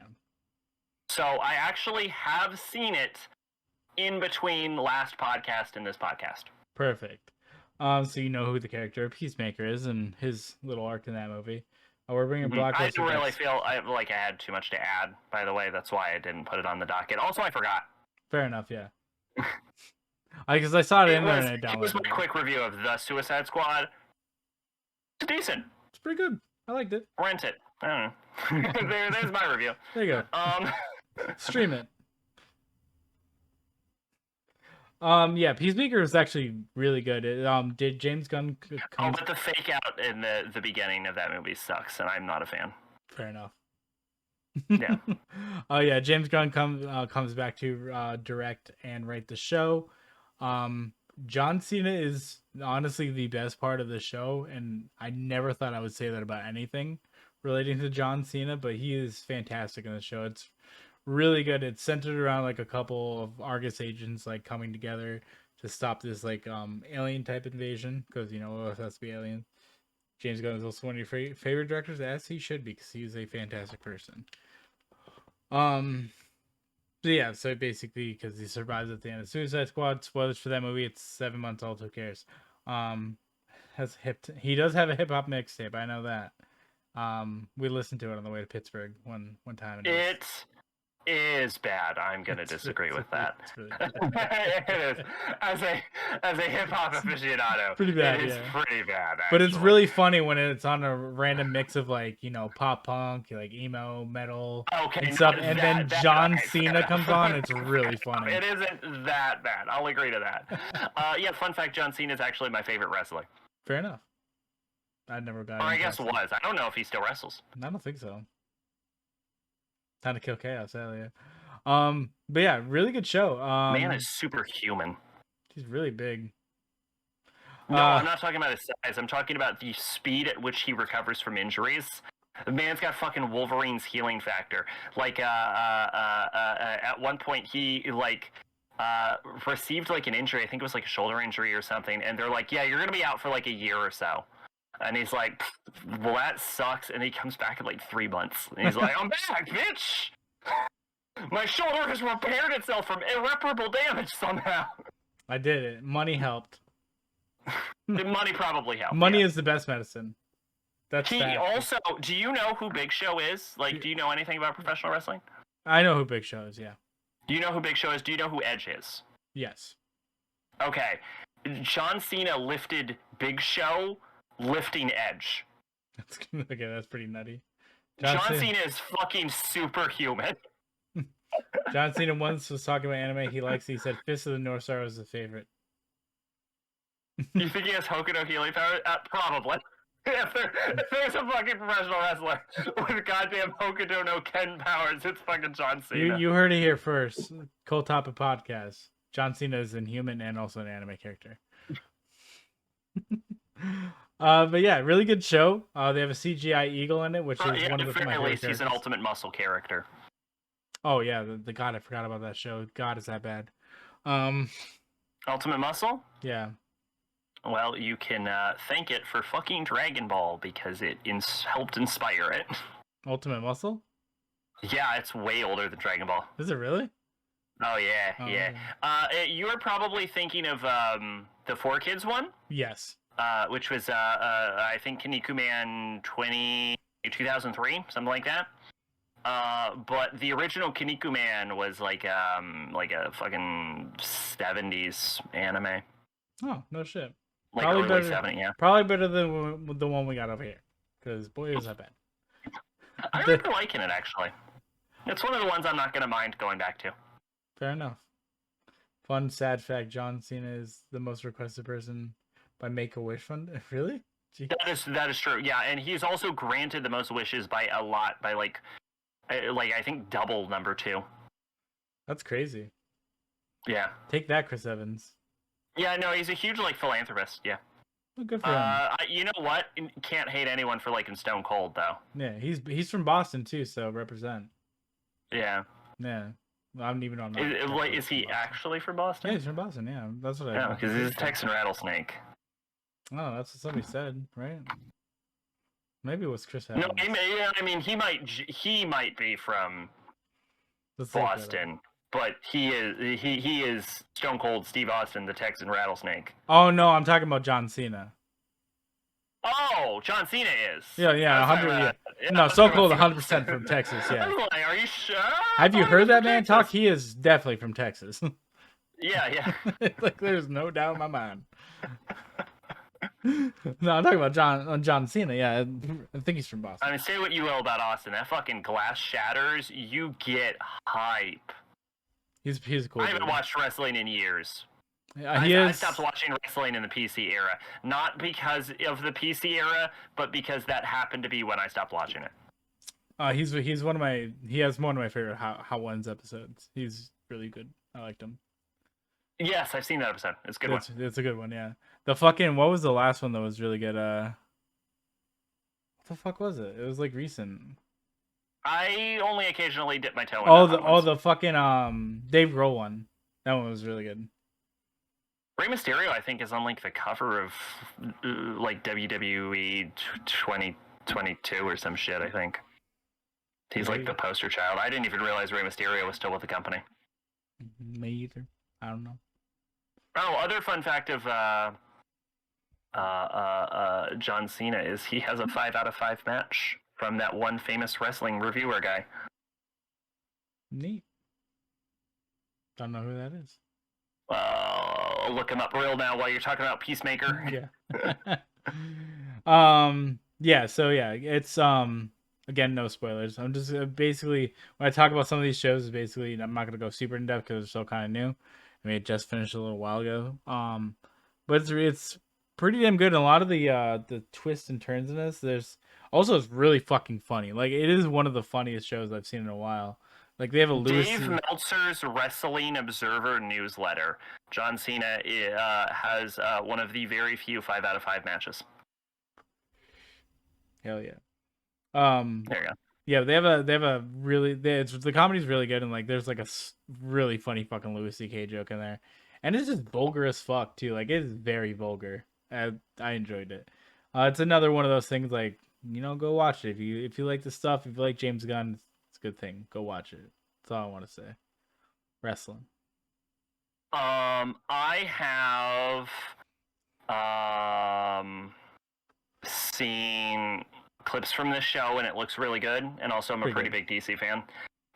Even though the fucking live action isn't the best. No, it's not. This definitely I makes wish it was. Just make a good movie, please. Just please. Yeah, for the clips I've seen from it, it looked pretty good. It's a solid show. I really liked it a lot. Thank you, RC. But yeah, that's all I really want to say about that. Go watch it. Good cast, good people in it. James Gunn, Guardians 3, bring it on. Yeah. All right. That's happening, right? Isn't it? Yeah, they're shooting right now. Okay, the next one. Oh, oops. They're just gonna fucking do Flashpoint. I bet they haven't earned Flashpoint. That was the problem with doing Doomsdays. You have to earn Doomsday. Yeah. Oops. Okay, whatever. Yeah, Boba Fett, Book of Boba Fett, another show I'll talk about. In what way is this different than The Mandalorian? So that's one of the things I'm going to talk about. Okay. So this is it starts out as a Boba Fett show, okay? Until about episode 4. There's 6 episodes in total. That seems to be like the new Disney Plus standard of 6 episodes, which I think is 6 episodes. It's a solid number. You can get your story out pretty well. That's like normally like 5 to 6 hours of content, depending on how long the episodes are. Hopefully, one day streaming platforms will realize that it's not TV, and they don't need to fill up a fucking block, and that the episodes, they can have as many as they need. Yeah. Normally for a normal TV show, I'd say 6 episodes is too short. But I think for what like these streaming shows and Disney Plus are trying to do, I think 6 is a good level, because like WandaVision is a good example of that. It was 8 episodes, and I think it was just a little bit too much filler in it. Like if I think it was like shorter, as long for OVAs. Usually too long in my experience. Yeah, and like I loved WandaVision, don't get me wrong, but I feel like if it was condensed down to 6 episodes, they were like a little bit longer in like some of the beginning episodes, and like they cut out some of the stuff that was kind of cool, but like whatever, but you didn't really need it.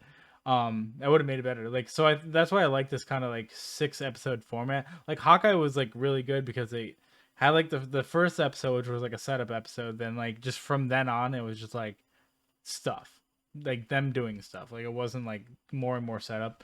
That's why I like Boba Fett's a good example of that too. Like the first episode's a lot setup. 2, like you start seeing like stuff go down, and like the turmoil between Boba Fett and like some of the Hutts and stuff like that. Then you get, then all while this is going on, that he's having flashbacks to like after the Sarlacc pit, so we kind of get background on that, and then like a whole episode is just dedicated to like that time. Then the Mandalorian shows up, and it's the Mandalorian for 3 episodes or 2 episodes, sorry, 2 or 3, I don't remember. So it's really funny how it literally like the 4th episode is nothing but Mandalorian and 2 minutes of Boba Fett at the end of that. So it's almost like Mandalorian 2.5, like season 2.5 in a way, but it also like it is still at its core like a Boba Fett show, because it is about his struggle on Tatooine, like after taking over Jabba the Hutt's palace and everything. So I mean, it's still very good, but I feel like it suffered from we need to show this character that everyone loves and give him his own little thing. But I mean, it he serves a purpose in the story because he's always said, "I got your back," whatever. In Mandalorian season 2, and he makes up on that promise to come back, and it gives you some more of the stuff with the Darksaber, what happened to Grogu, all that stuff, which is really nice. And yeah, it was good. If you like Boba Fett, if you like Star Wars, watch it. Yeah, I liked it. I don't like Boba Fett or Star Wars. So don't watch it. Okay. It's not for you. Star Wars, it's fucking. They've made one good Star Wars movie. Yeah. And some decent Star Wars games, which aren't canon anymore. Unfortunately. Really like True Detective, the episode too long for me, 25, 30 minutes. Boba exactly, Fett, and I'm just going to say it, was never an interesting character in the first place. Yeah, I think of what Tamara Morrison is doing with him makes it really cool because he's not like so much of as a bounty hunter anymore, like more like a guy that actually just wants to help out the town now, like, which I think is really cool now because he's like, fuck this, like I've done this, the Hutts were like shitty people, I want to make it super right. lame. I like actually it. I'm gonna counter that by saying that's actually super fucking lame to be like he's a former bounty hunter with the heart of a gold. If you're gonna make you're gonna be bold and be like, this is a Boba Fett movie, all right? This is a fucking cutthroat, most ruthless bounty hunter in the galaxy. This motherfucker flies around in a ship called Slave One. This dude kidnapped fucking Han Solo, dipped his ass in some fucking carbonite. This is Boba Fett, motherfucker.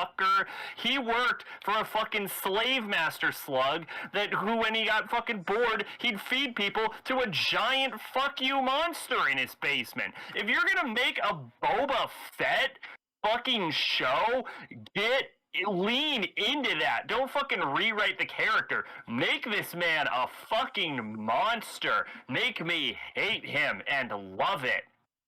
Fucking lame. Everything. Fuck. Shit. I'm really disappointed to hear that they went that direction. Yeah, they did. Yeah. I mean, they kind of already because did there's that. A point. Because in the Mandalorian is supposed to be like a good-hearted Mandalorian or some bullshit, right? It would have been so much more interesting to get like a real Mandalorian, like the other side, like that fucking cutthroat shit, right? Well, they kind of have that in Mandalorian season 2 with the like Katie Sackhoff's character and stuff like that.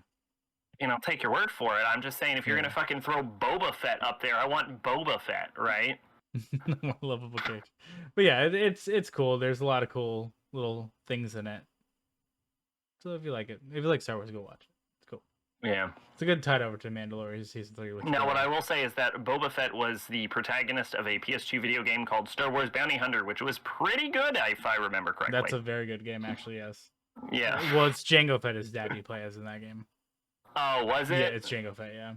Oh, well, see, Boba Fett sucks. They're the same character. Jango Fett's not terrible. Jango Fett's actually a more interesting character. Like, even in if we're just talking movies, Jango Fett's still a more interesting character because he submitted his clone DNA to the Camino cloning facility, and he's like, I just want a son.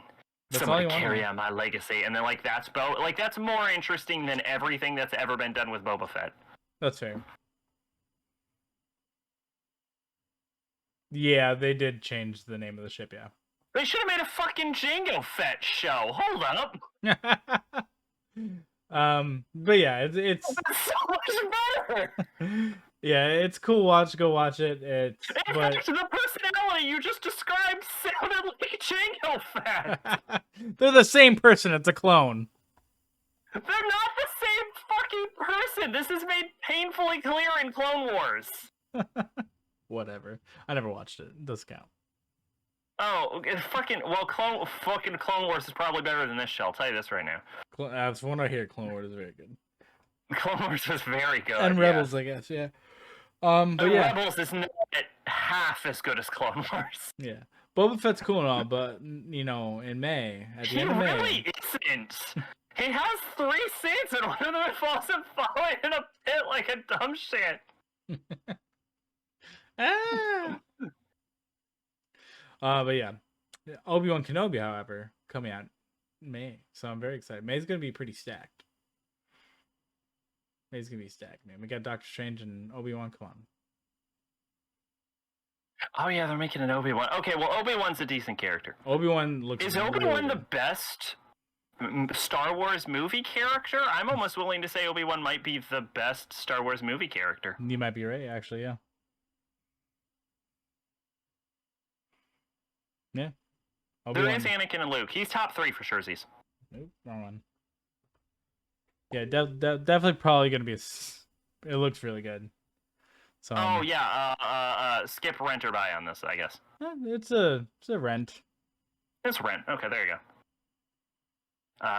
Last thing I'm gonna say about this is Star Trek is better. There you go. Just dropping that out there. Cut that out. Unclip that chat. All right. Too bad I'm the editor for this. All right, on to the next one, which is the big old Yes. Batman. Which I'm gonna say right off the bat, this is the best Batman movie that has been made. I don't think The Dark Knight is that That's great of a unanimated. movie. That's not animated. That's correct. Because The Dark Knight Returns. Chef kisses. I like. Oh yes, the Star Trek the show. Yes, that is totally worth clarifying. That's fair. Yeah. Yeah. This is the best Batman movie, hands down, and the most grounded Batman movie, as well. Yeah. Yeah. I don't think it sucks, but I think after rewatching The Dark Knight so many times, I don't think it's like as great as people point out. It's still a good movie. I never liked it. The Dark Knight. I've never enjoyed that movie ever. Yeah. I did not think it was that great any. I personally think Batman Begins is the best out of the trilogy, and people argue. And Dark Knight Rises is trash, but everyone knows that. Yeah, Batman Begins is the best of the Nolan trilogy, hands down. I agree, controversially enough. Yeah.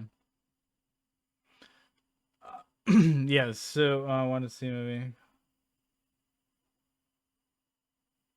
I just want to see this movie because I'm a young woman in her prime and Robert Pattinson is super sexy. Fair enough. There are worse reasons to watch a movie. Exactly. But yeah, Robert Pattinson is very good Batman and Bruce Wayne. I thought he did a great job. Catwoman's pretty good in this movie as well. Sometimes I change Robert Pattinson. I like to call him Rob Bat and Bat. That's his new name for me. It's very wordy. Can you say that 3 times fast? Rob Bat and Bat, Rob Bat and Bat, Rob Bat and Bat. Nailed it. Yeah, Riddler is basically the Zodiac killer in this movie, which I think is fine because it's again like a more like grounded take on it.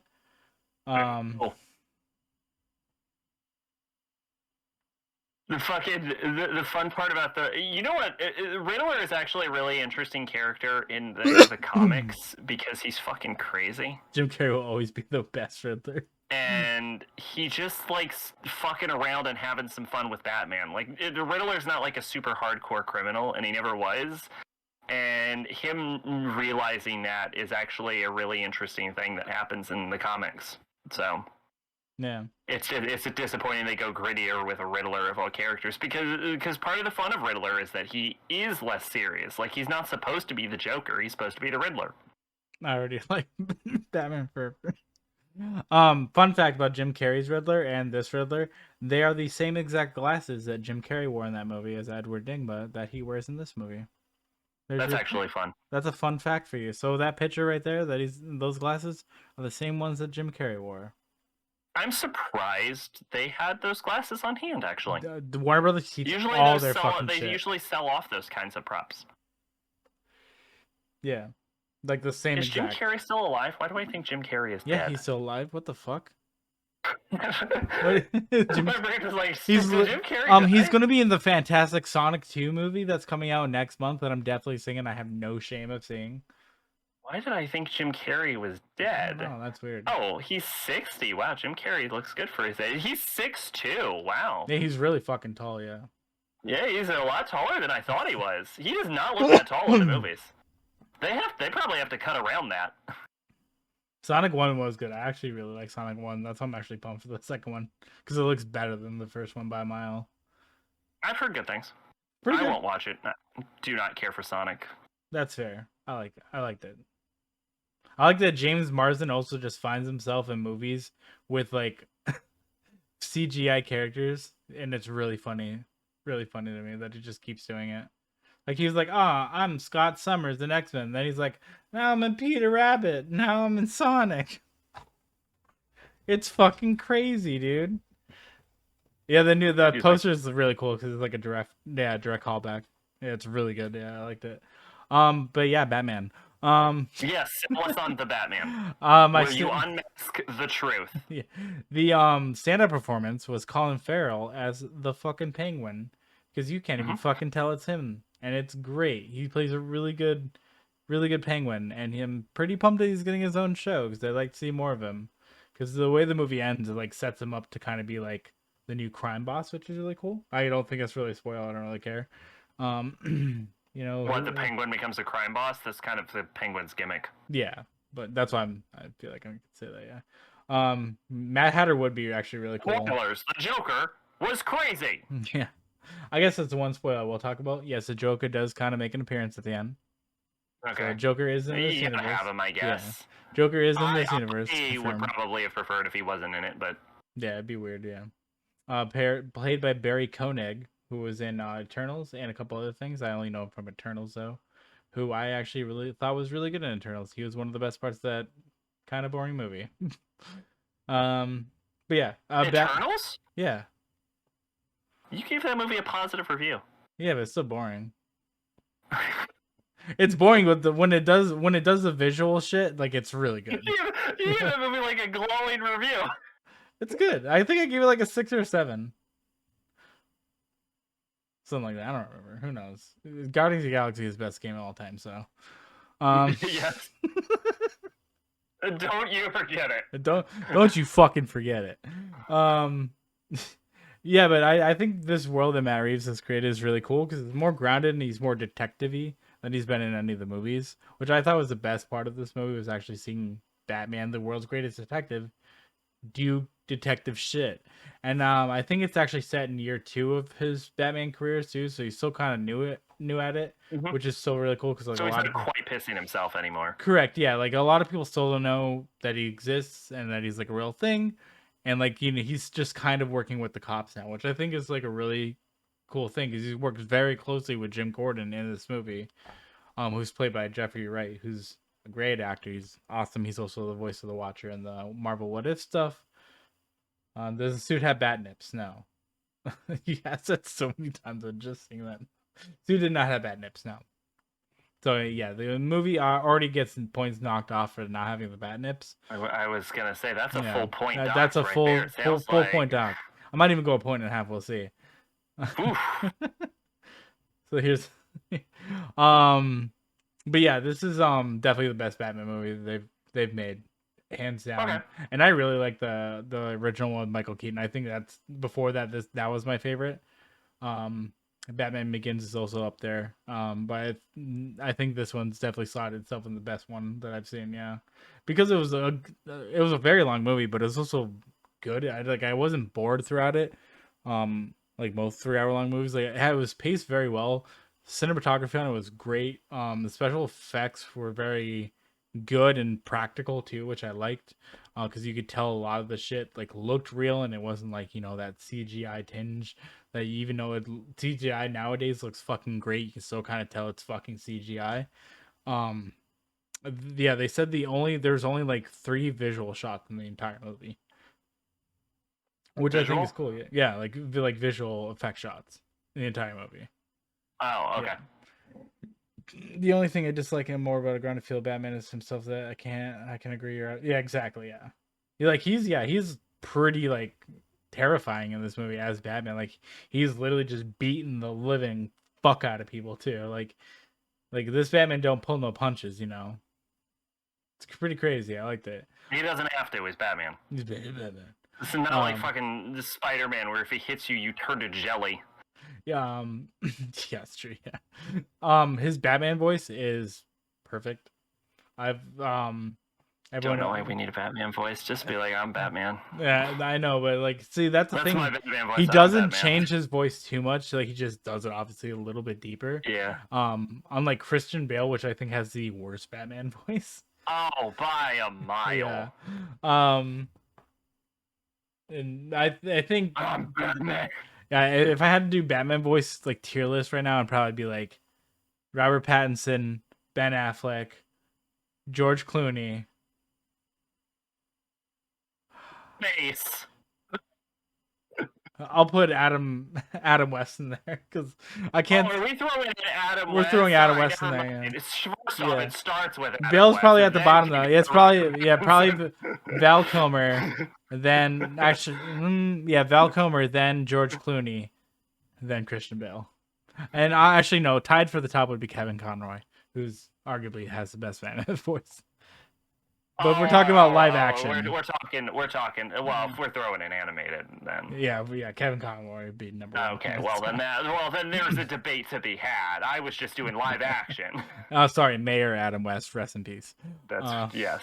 Yeah, but yeah, it's really good. It's a good movie. Definitely go by. Definitely go by it. Straight by, really. It's a pretty damn good movie.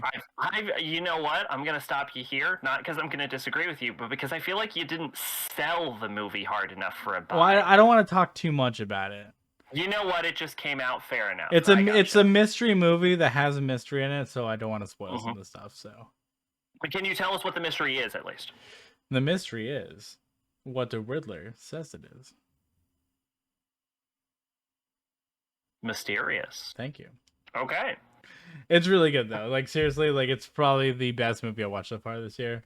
So I definitely recommend going to see it. There was another movie I was going to talk about, but frankly struggling to remember what movies we've watched. You watched this year.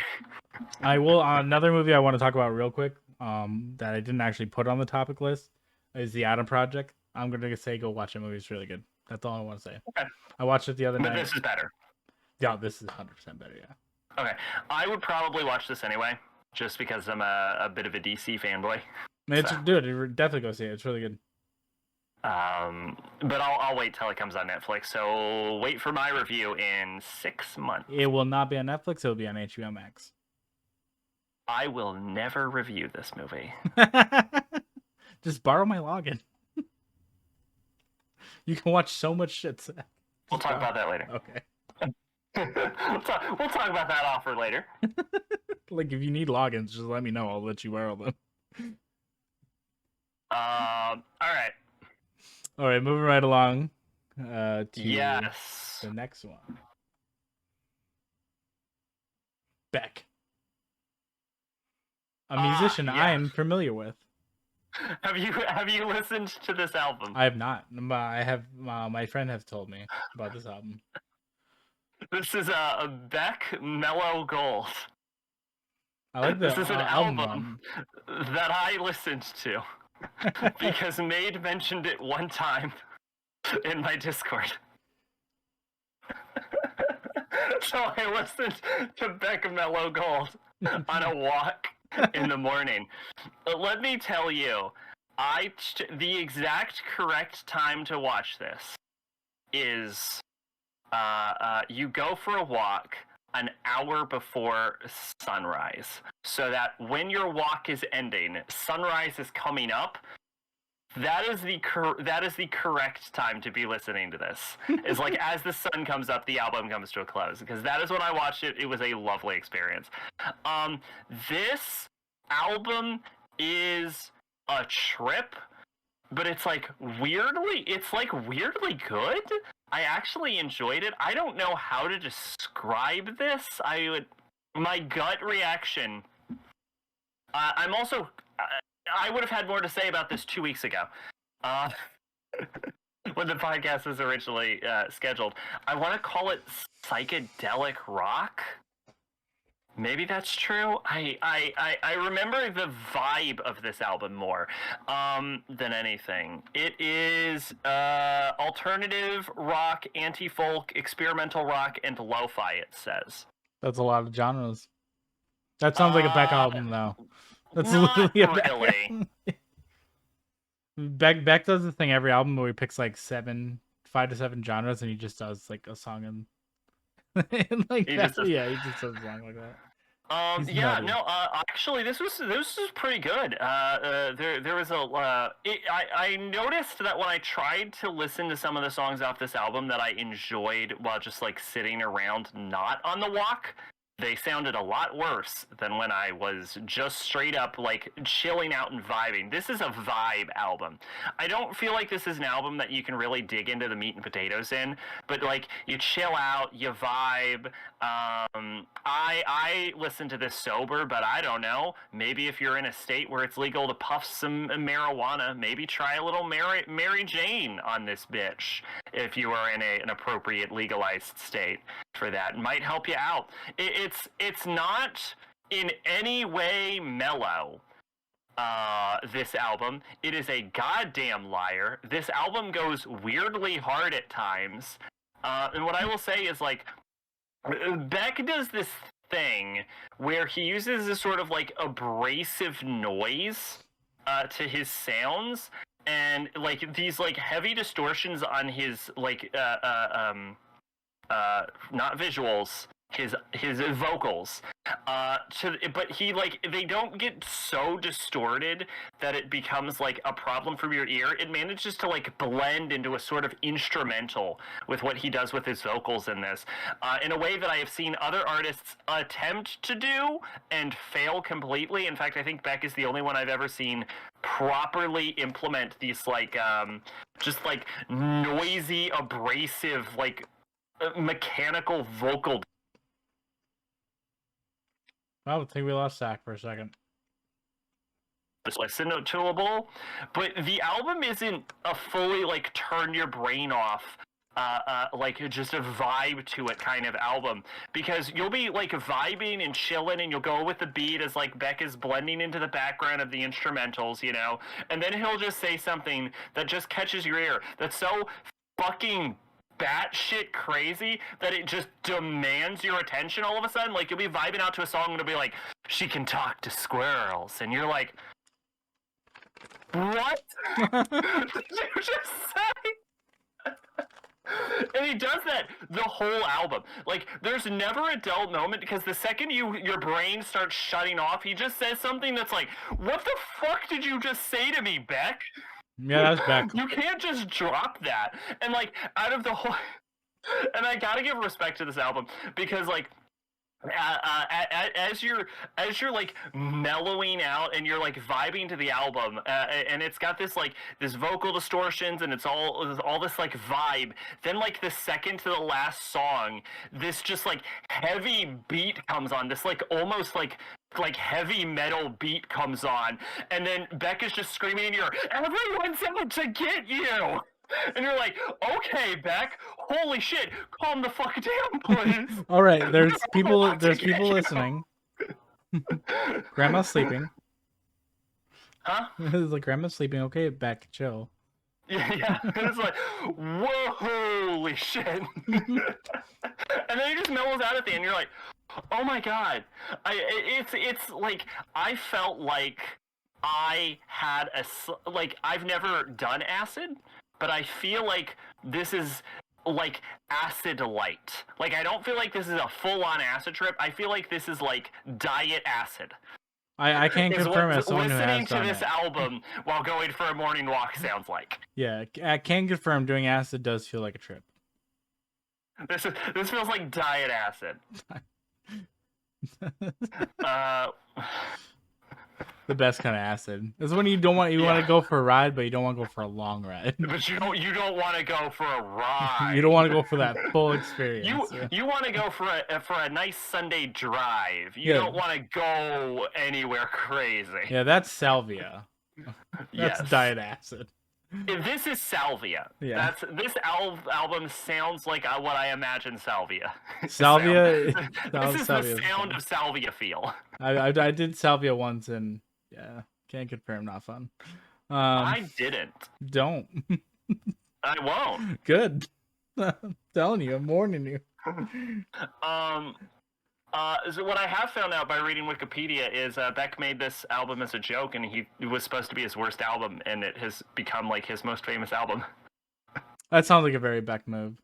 Yeah, Beck is like Beck. I compare to an actor called Patrick Wilson. Do you know who he is?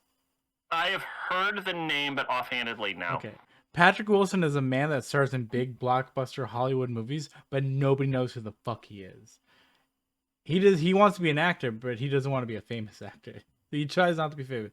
Beck, on the other hand, is an artist that wants to be an artist, but every artist. He wants to be them all. He'll try every genre. He doesn't give a fuck. Yeah, he does stick to what I will say that the whole album has a sort of cohesion to it. Yeah. And it does sound the entries sound similar and flow properly. So as far as like Beck as an artist, I have to say he does understand album craft in this album. Oh no, he does. Doesn't. He's really good. He mixes it up.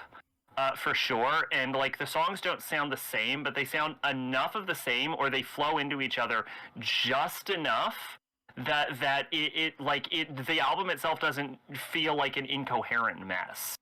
No, yeah, Beck's really good at I that. actually left this album just genuinely appreciating the skill in which this man crafted this album. I'm not gonna say this is like the greatest thing I've ever heard or anything, but I left it with like a genuine appreciation for the craftsmanship. And I will also say that, like, as far as I say, like, his songs are, like, sort of a vibe, and then he says something, like, completely batshit crazy at one point that just instantly demands your attention. You could also say that for the song structure of the entire album, where they're all kind of a vibe, and then all of a sudden, everyone is out to get you. Just out of nowhere. You're like, okay. So like, it's sort of like interesting how he manages to do that. I'm actually just digesting this right now. How he does that in every song, and then he does it as an album as a whole.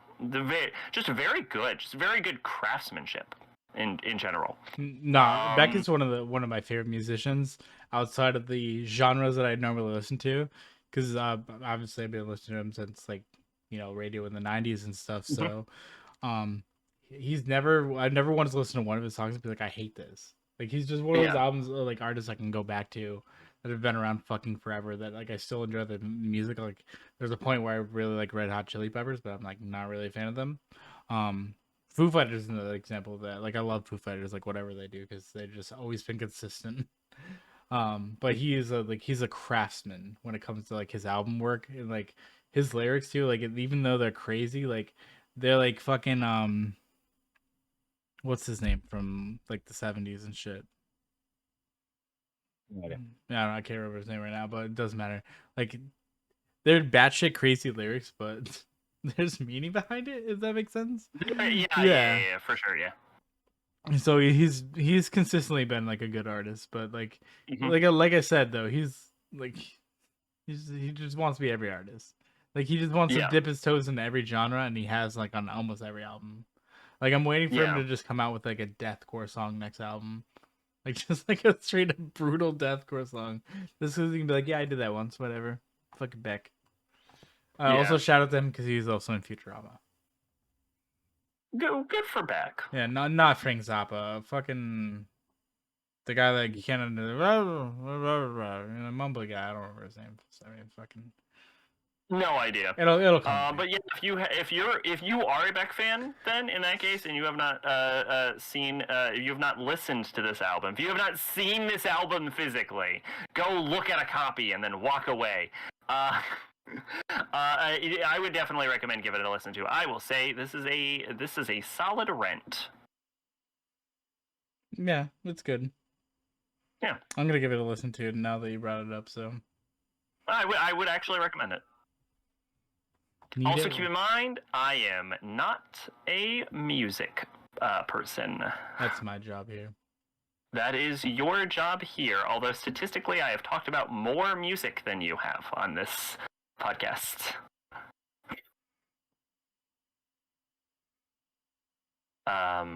You good? Yeah, if you're ready to move on. Yeah, I'm good. All Do right, let's go. not look at the man behind the curtain. Oh, by the way, I have to while we're run talking one. about technical difficulties, I will say that you did not put our name tags on that I made that I left in the Google Drive. I know I fucked up. I'm sorry. It's fine. I'm sorry.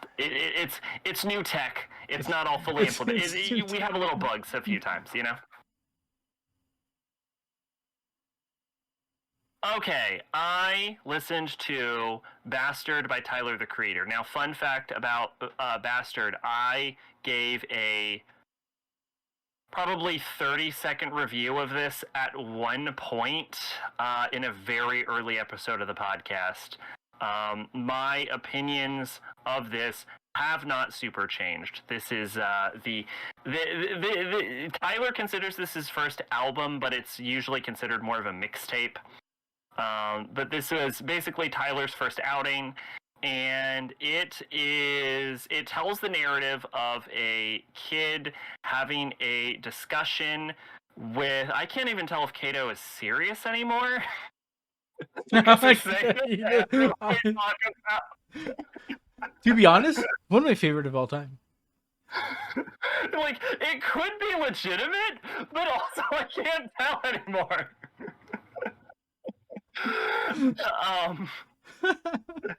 But yeah. So this tells the story of a kid who is troubled, having a discussion with his therapist because he's showing violent tendencies. This is heavily deals with the themes of like Tyler's like feelings of abandonment with his father, hence the title Bastard.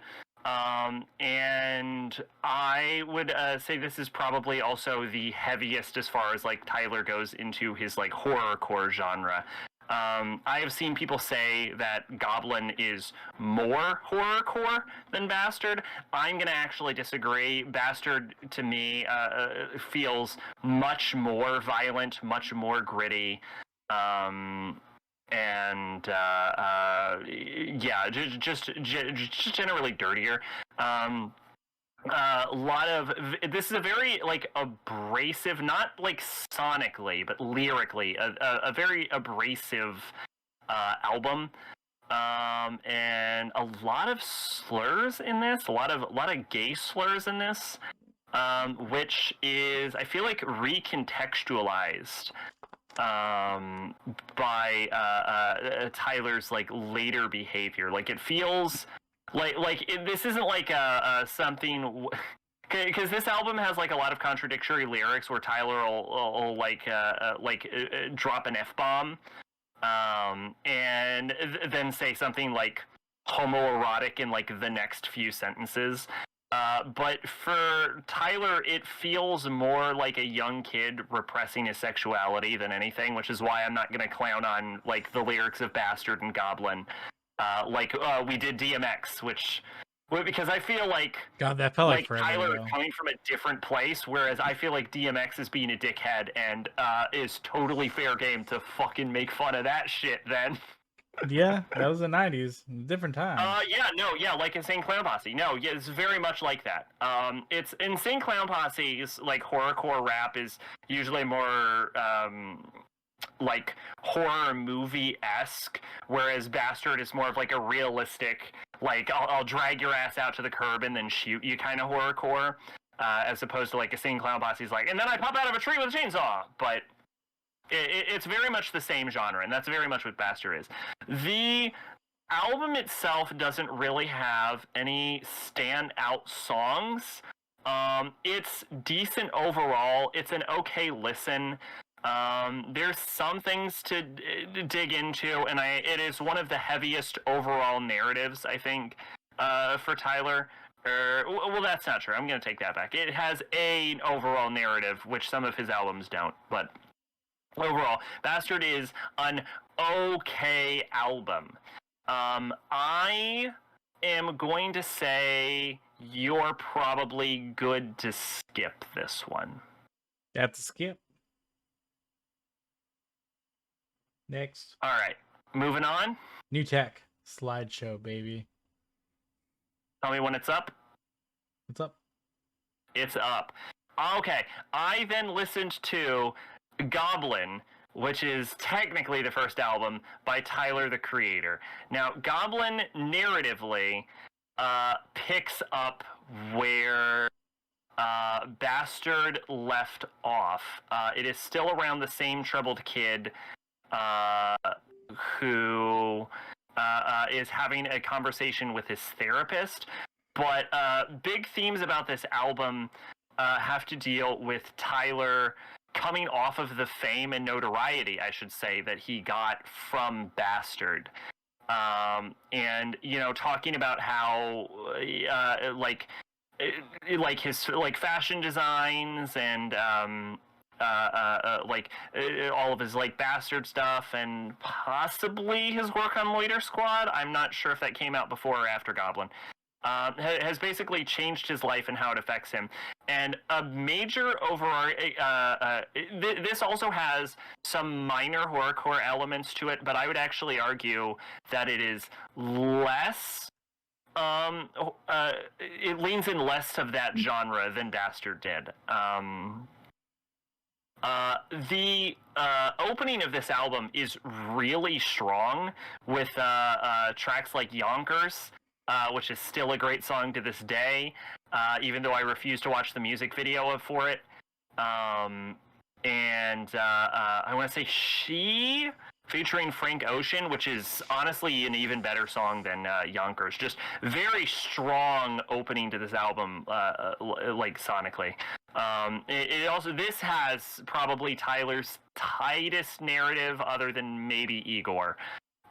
Overall, and it deals heavily with like violent themes, of course, but also like the main theme about Goblin is just a sensation of loneliness, like a sensation of like obviously abandonment coming off of like a Bastard, but also like is Tyler's success driving him away from other people.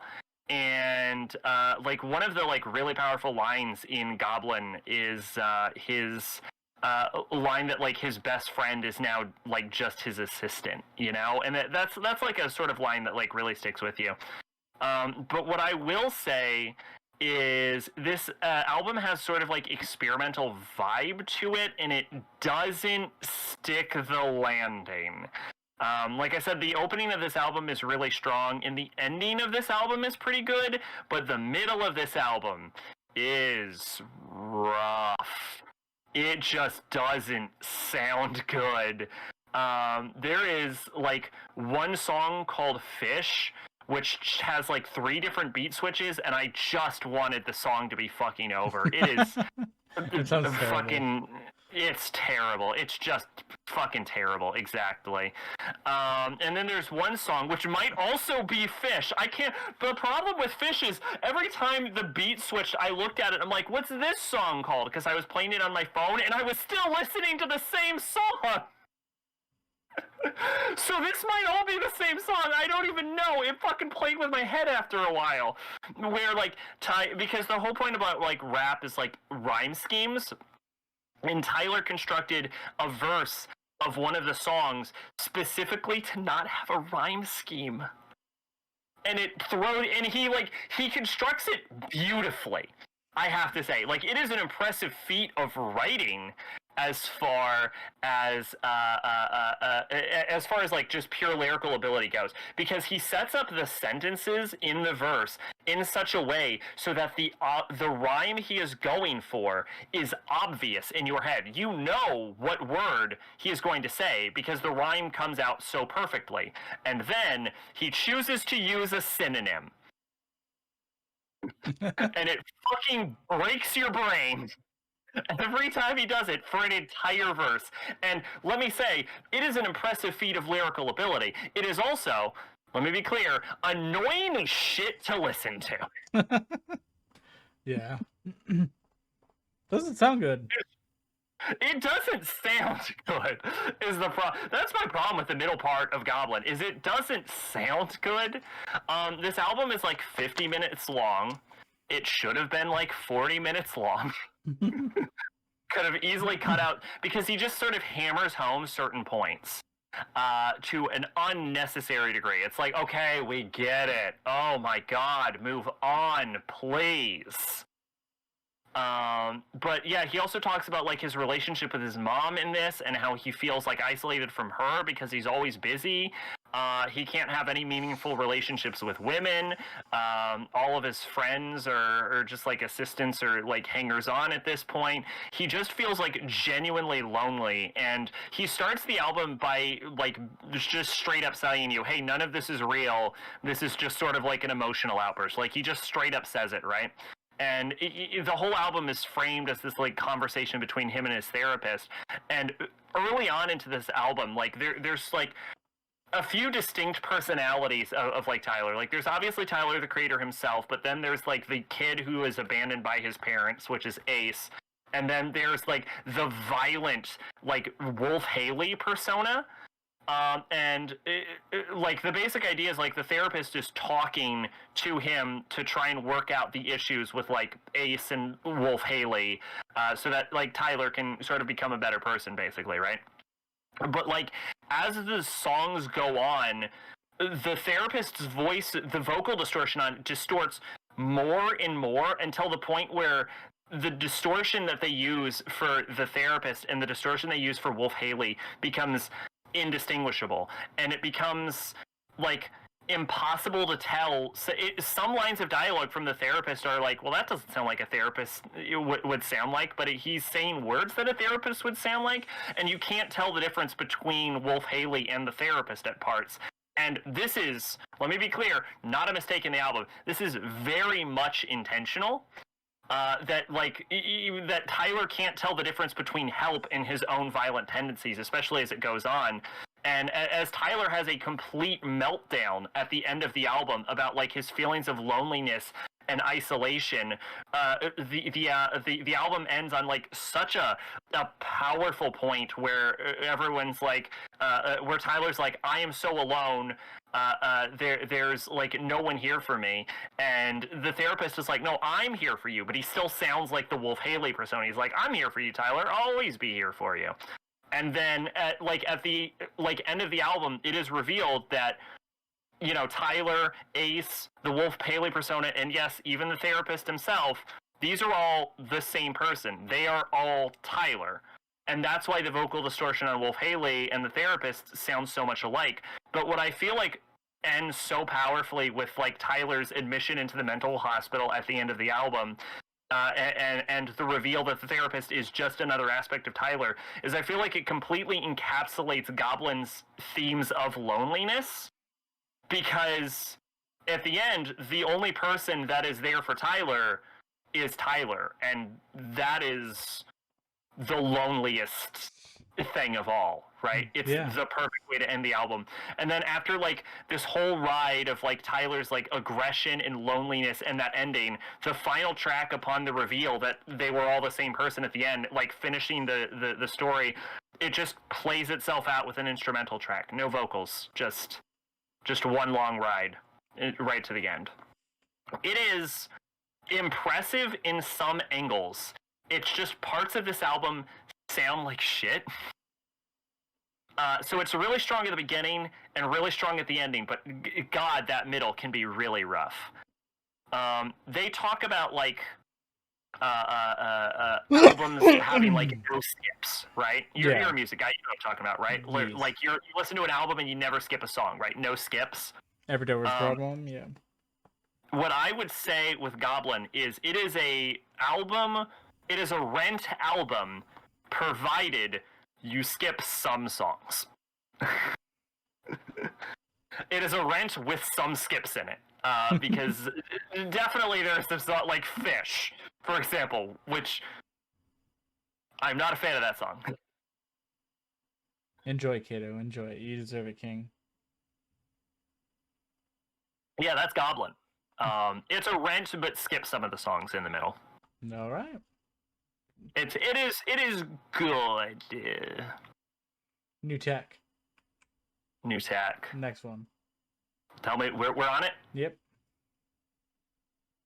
Okay.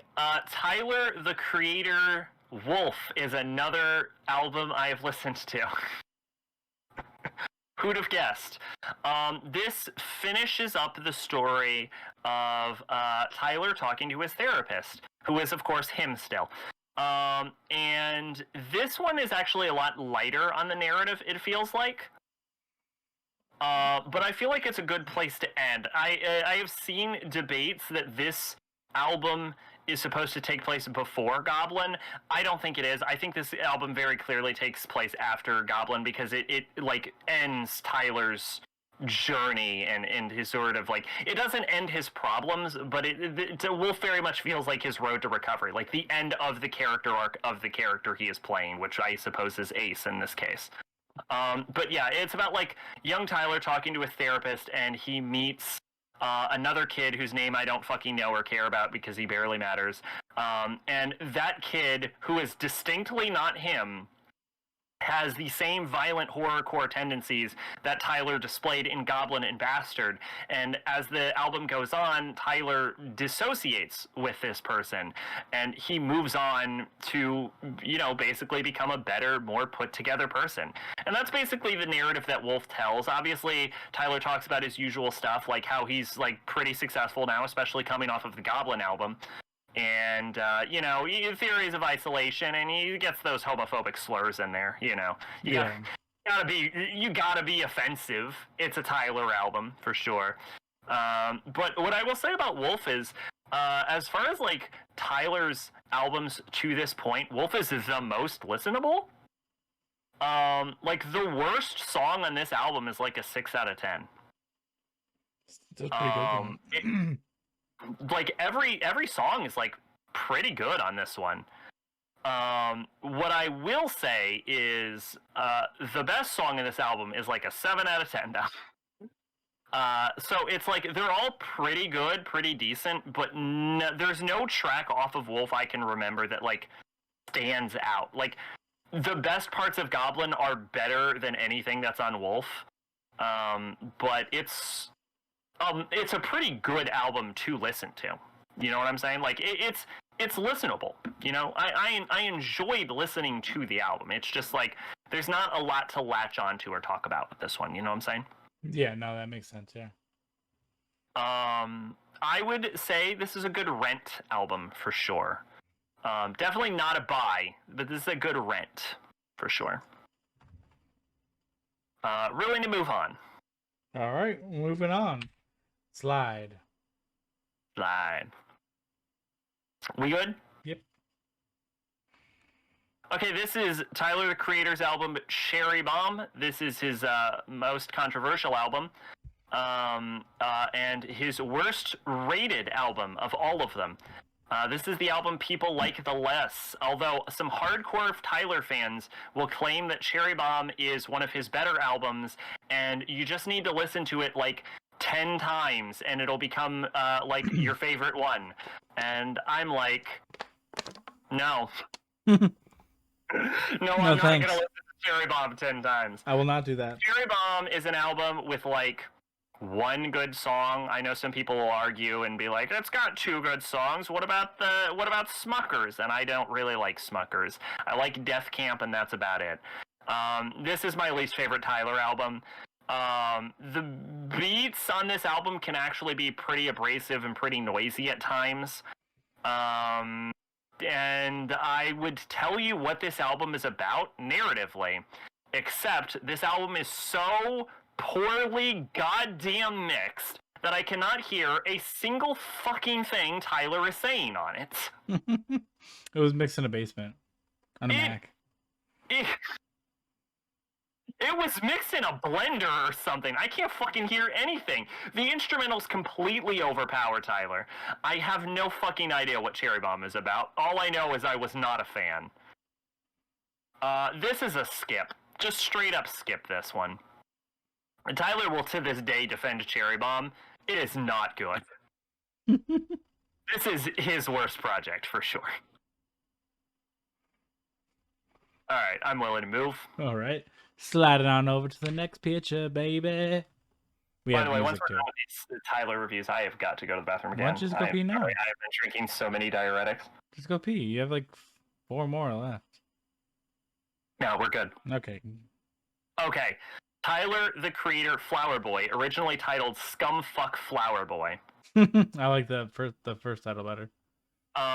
Is Tyler softening up and showing a bit more of his emotional side. He's sort of like, he's not putting on like the veneer and the like framing devices he used in like Bastard and Goblin and Wolf. Like, this is just Tyler raw, being emotional, letting his feelings out. Some of these songs don't even like sound like hip hop songs. Like, some of them have a sort of like soul vibe to it. And this is Tyler just being like honest with his feelings and like telling you where he's at in his life. I don't think that there's any song in this album that specifically stands out other than like one of them. But what I will say is that this is an album that I think the more I listen to would probably grow on me more. I don't, despite what everyone says, I don't think Cherry Bomb would grow on me. Flower Boy, I can definitely see if I listen to this a second or third time, I probably like this more every time.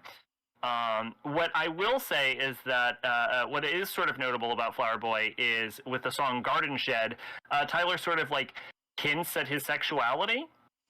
And then in a later song on this album, Tyler kicks the closet door down and then shoots you in the fucking face with a rainbow-colored fireworks with the line, "I've been fucking white boy since 2004." This is the album where Tyler came out of the closet. It just overall, it's just like a good album. Like, all of the songs are good. All the songs are listenable. I like the raw, more emotional feel to it. And I definitely feel like this would grow on me. This, if I were to say, where do I start with Tyler, I would almost actually recommend this over like Bastard or Goblin. Like, this is just like, this is an album you could bring home to your parents. Provided your parents are okay with lines like, "I've been fucking white boy since 2004." This is an album you can bring home to your parents if your parents are cool. You know, the cool parents that smoke cigarettes and wear sunglasses. Cool parents, this is an album you can bring home to your cool parents. Yeah, no, this is. I don't have a lot to say about the album specifically. Unfortunately, like the thing about Goblin being the most like heavily narrative driven of his albums is that it's also the one I had the most to jump into. Fair enough, yeah. Otherwise, I'm just like describing the sort of like lighter, like soul hip hop blends that Tyler uses on Flower Boy. It's very good, but I'm not a professional music reviewer and I don't know jack shit about music, so.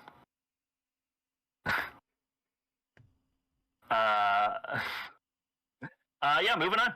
All right, sliding on over. Ah, yes. We did it. Pure guava? I kind of don't want to. Okay, this is music inspired by Illumination and Dr. Seuss's The Grinch. This is an EP that Tyler made because someone made, for some reason, Tyler got made to do the Grinch soundtrack. Tyler, the creator of all people, was proud to do a Grinch soundtrack. Yeah, it's a weird choice, but, you know, good on them for picking Tyler, I guess. He wanted to create a general Christmas album, EP, basically, that could be enjoyed by the whole family. And he totally succeeds. I mean, it's good. The songs are all good. There's not a bad song in the EP, and obviously it is a family appropriate album. If there is a album for Tyler that you bring home to your not cool parents, it's music inspired by Illumination and Dr. Seuss's The Grinch. But it is also music for the whole family that Tyler did as a movie soundtrack. So it is also worth noting that there is not a lot to dig into other than this is some Christmas hip-hop shit that's pretty good. Yeah, good shit. So if that's what you're in the market for, rent it? I guess. That's weirder than Nickelodeon going to the guy who wrote Johnny the Homicide Maniac asking for him to make a kids show. It's a pretty weird decision. And keep in mind, this is off Flower Boy, so I guess they're like, well, I guess he's making his more sensitive side or whatever. I don't know. Like, if this was like post Igor, I would understand it more. But the fact that this came out post Flower Boy, I have no idea how this occurred. Yeah, I'm moving. All right, sliding. We're slid.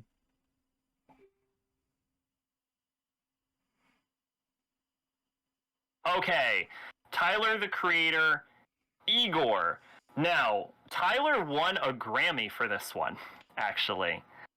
I believe he won it for Best Hip Hop Album, and it was nominated for Best Urban Album, I believe.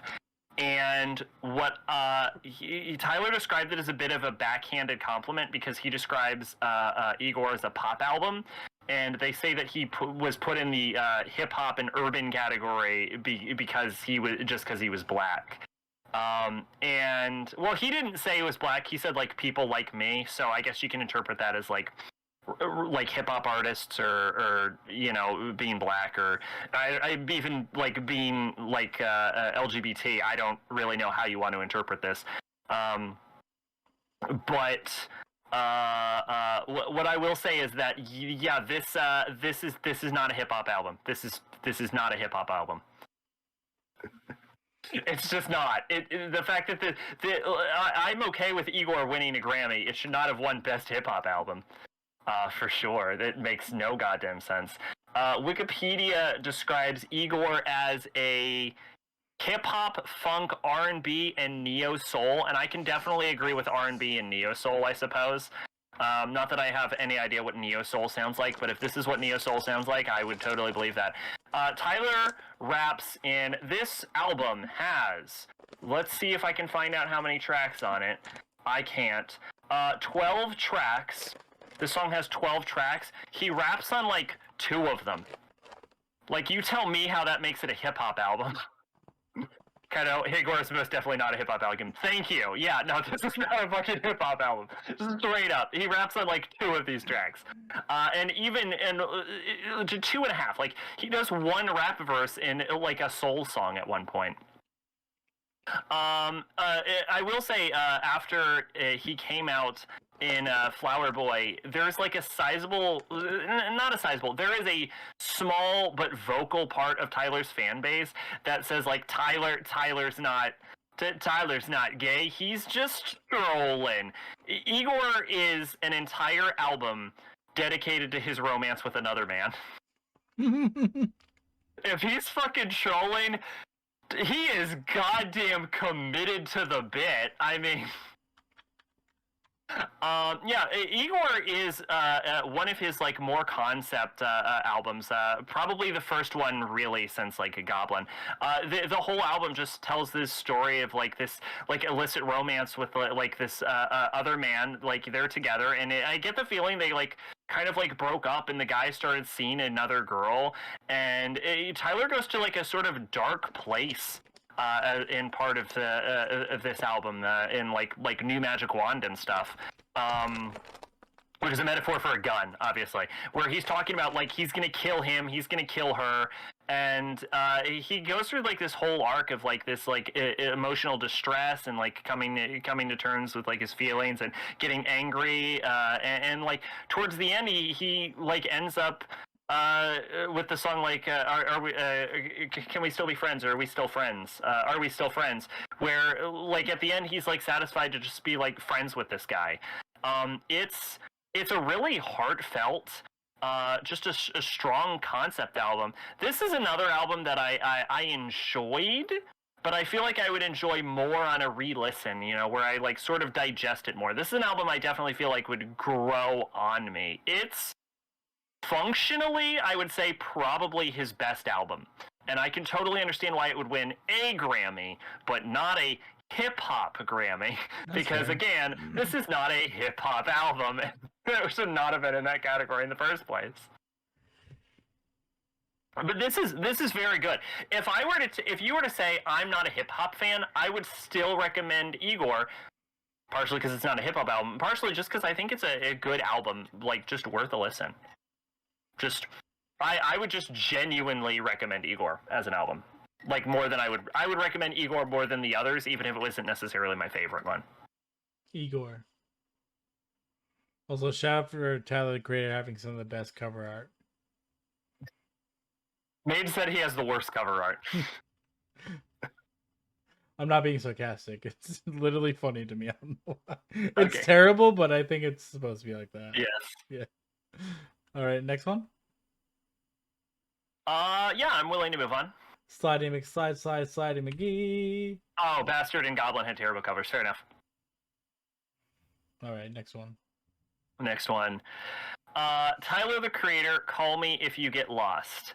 With this, I am willing to answer your question. Yes, I did, in fact, decide to review Tyler the Creator's entire discography because I listened to Tyler the Creator's entire discography since the last podcast.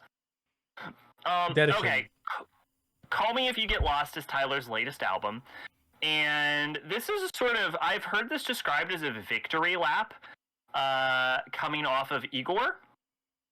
And I can actually kind of see it. This is sort of, as all people who respect movies should, this is sort of Tyler like coming off of Igor and just like it's sort of like a check-in, you know? It's like, hey, this is where I am. This is what's happening with me. And this one does have a slight narrative, but it's not a very strong narrative. The basic idea I get from this is it's Tyler, literally Tyler, not a character, and he is just on vacation celebrating his success, and he is having an emotional affair with this woman. Because he specifically states in one of the songs that they haven't done anything, but when her boyfriend is out, they like get together and like stay the weekend together. So he's having this emotional affair with this woman, and eventually they like do break up, and he does.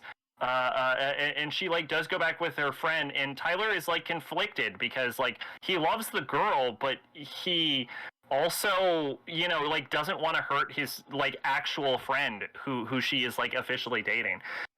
So there is an overarching narrative which is pretty interesting.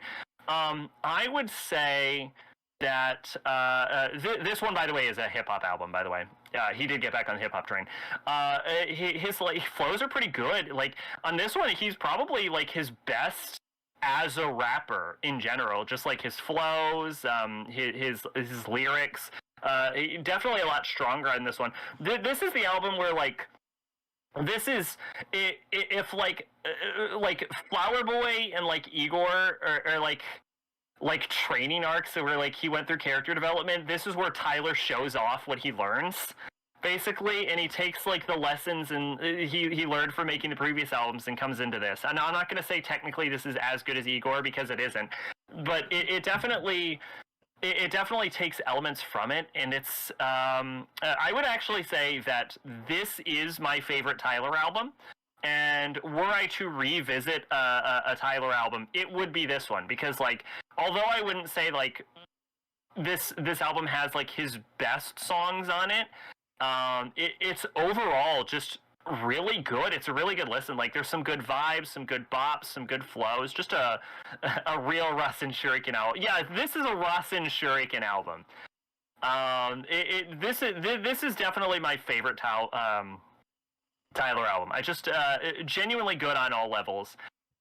And he also shows like degrees of like emotional maturity, like where Wolf felt like Tyler was developing as a person. Tyler feels like an adult in this album. If that makes any sense to you. You know what I'm saying? Like I described like Bastard as like Tyler being like a confused kid. This is like, here I am. Which I think, now that I'm saying that out loud, kind of goes along with the title of Call Me If You Get Lost. Yeah. Right? Yeah, that's actually kind of clever. He probably did that on purpose. He's smart. Tyler's a skilled enough artist that I believe he did that on purpose. Yeah, no, this is just a good album, honestly.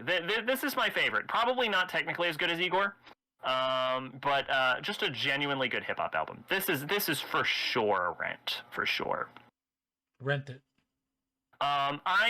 Having listened to all of Tyler's fucking albums and songs, I wouldn't claim that Tyler is like my favorite rapper or anything, but I will say that the experience of going from Bastard all the way to Call Me If You Get Lost was definitely an interesting experience that I don't regret.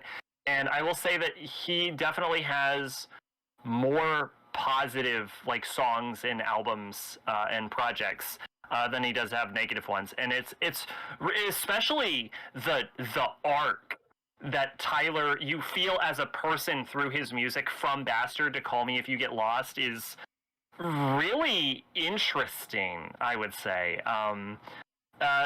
It might be more. It's hard to tell. I think if you'd be more invested if you were following his career from the beginning, or if it has more of an impact on me because I listen to it like bop bop bop bop bop in a row, over the course of like a week or so. But yeah, it very very interesting journey overall, and Call Me If You Get Lost also really good. Yeah, there you go. Tyler the Creator, Call Me If You Get Lost, and also every other album he's ever made. Yeah, all the albums. Any question, John? No. I didn't think so. I've seen Lotus Squad. That's all I know about Tyler the Creator, really. I've never listened to his music, but I found out today that he's gay. How do you feel about Neo Soul? I don't know what that is. Me either. Maybe right. Check out Igor. At the very least, if because I know a lot of people aren't hip hop fans, I would recommend at the very least to check out Igor. Maybe. Very least. Just dip your toes and see if you like it. Fair enough. All right, so Sack has to go to the bathroom. So I really do. I am literally drinking tea, which is a diuretic. So we'll be right back after our sponsor tonight, Skull Chewing Tobacco. Enjoy a dip.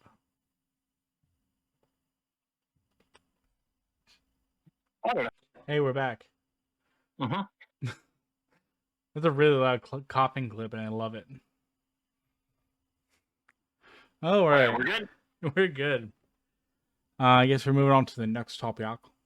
We're moving on to the next topic. Which is, oh, fuck, that's the wrong one. There we go. Got ahead of myself. You got ahead of yourself? Yeah, sometimes I do. Like, I don't hit the wrong button, whatever. All right. John. Yes. Do you like sex? Fair.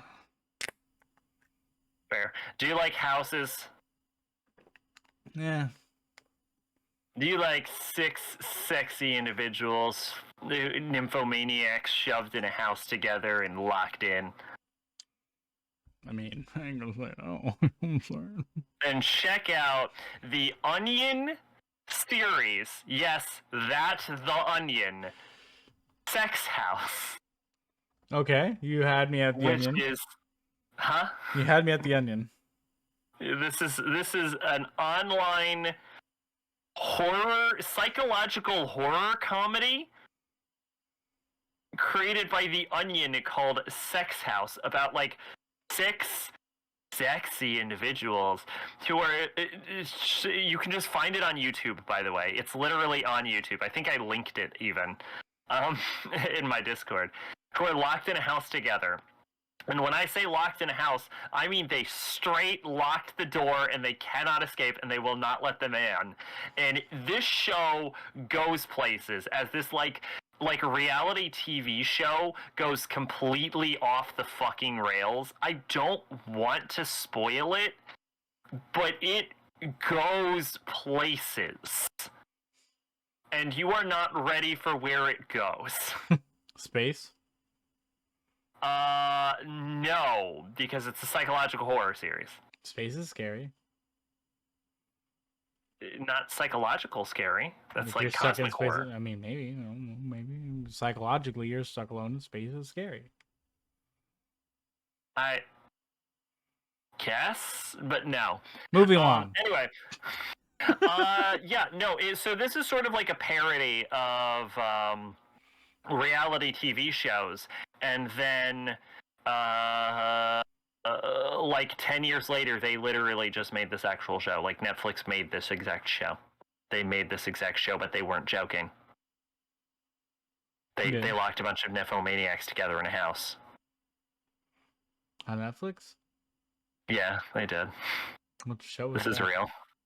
I don't know. but it's real.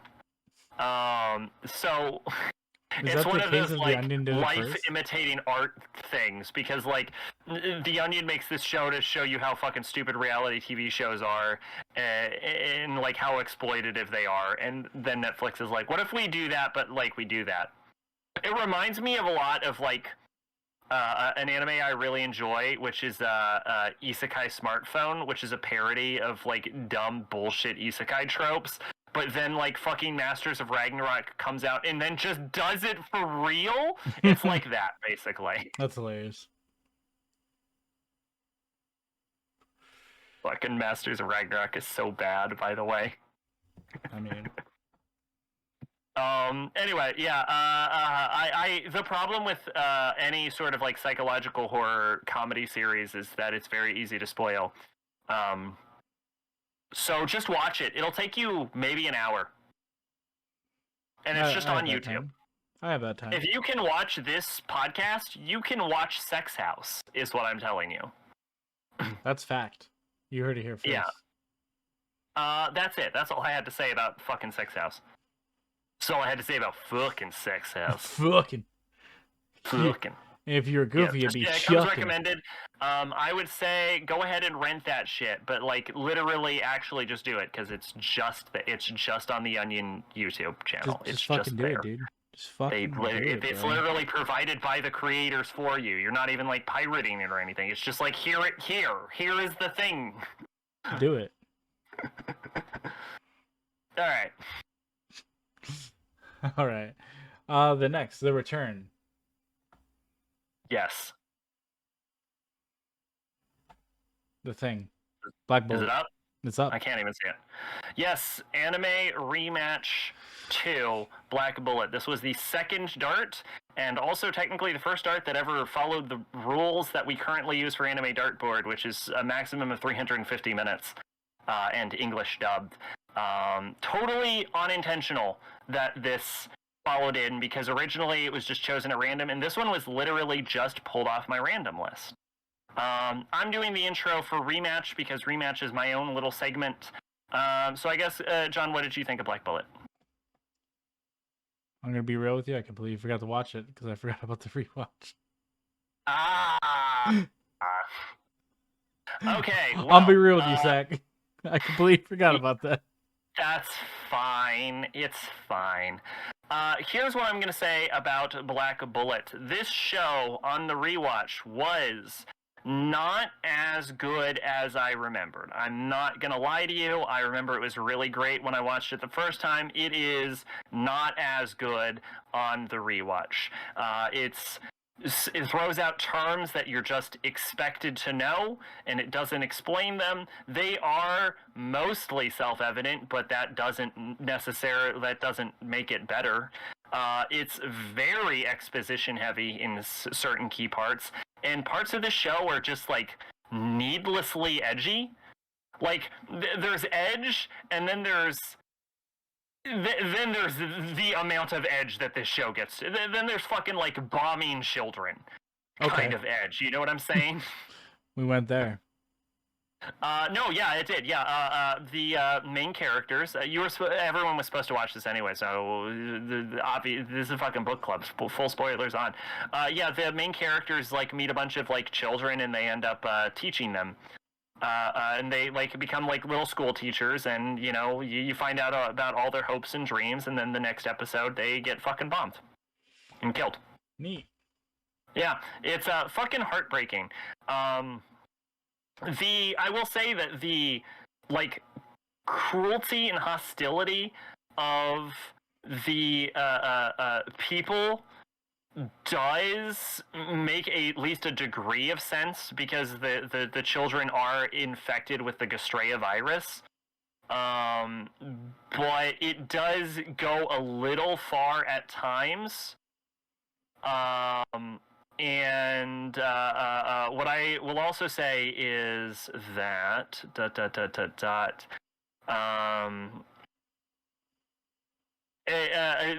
like themes of like being like outcasted by the people you're sworn to protect does feel a little overplayed. Now, that said, I am saying that Black Bullet is not as good as I remember. Black Bullet is still, here we go, pretty fucking good, honestly. Like, it's not as good as I remember, but it's still pretty watchable. Like, the action scenes are pretty decent. I still ended up liking all the characters. I really enjoyed the plot twist at the end, with the, like, like, the secondary female protagonist. Not like, not like the main female heroine, but the adult high school one, right? I really like the twisted for her at the end. It's a little heavy-handed, I realize now as I'm older, but I still think it really sets up the series for a really interesting area. Like, Black Bullet is still surprisingly good. The main character is a dickhead, and he's not necessarily an unlikable dickhead. It's just, like, part of his personality, but it can get a little frustrating at times. But yeah, like, Black Bullet is just, like, overall, like, a really good watch, and I actually don't regret having rewatched it. I will say that Love Live Season 2 is for sure better than Black Bullet. Like, Black Bullet, I always said, is like, this is the best Dart we ever had in Dartboard, and it happened before I even brought Dartboard to the podcast when it was just a Discord show. But yeah, like, Love Live Season 2 is for sure better than Black Bullet. The thing about that is, Love Live Season 2 wasn't a Dart. Love Live Season 1 was the Dart. And I'm gonna say it, Black Bullet is actually better than Love Live Season 1, which means, to date, Black Bullet is still the best Dart that has ever been thrown. The best. Yeah. Better than Pat Labor.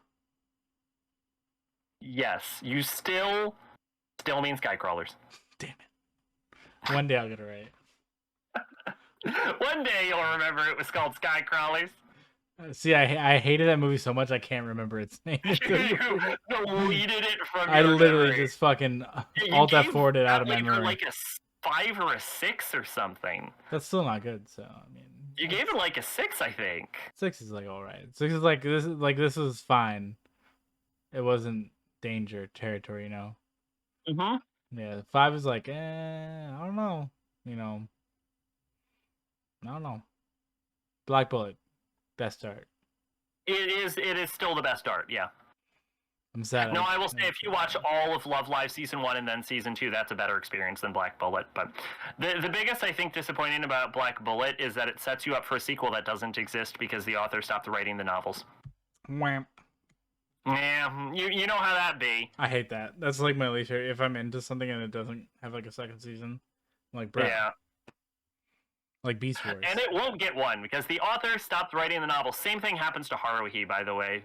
That's the reason that they probably could make a Haruhi Season 3 if the voice actress for Haruhi didn't get into a huge amount of trouble from her fan base, and also if the author would fucking write more goddamn novels. Well. But now We're what looking I at will YouTube say Dragon is Ball that Super. it doesn't end in the middle of an arc. Well, thank God. So yeah. Black Bullet is a conclusive experience. It sets you up for future events that don't fully pay off. And you do get a taste of the mysteries, but obviously they don't resolve because this wasn't intended to be the end of it. That's like it is really good. The Amazing Spider-Man show. That was on fucking Fox Kids.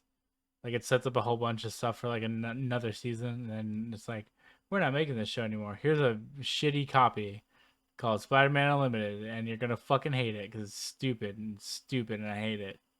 That's the one in the future, right? Yeah, that's when we go to like the fucking whatever planet. It's stupid. Or like Black Bullet could have had a much bigger world than what we got. Oh, it for sure did, because we knew that there were other cities in other countries, and it was already setting up for the relationships between like Japan and those other countries. So yeah, no, we know there's a bigger world. And there's a lot of like lore going on with like where the Gastria came from too. It's just like what the fuck is up with that bicycle? You know what I'm saying?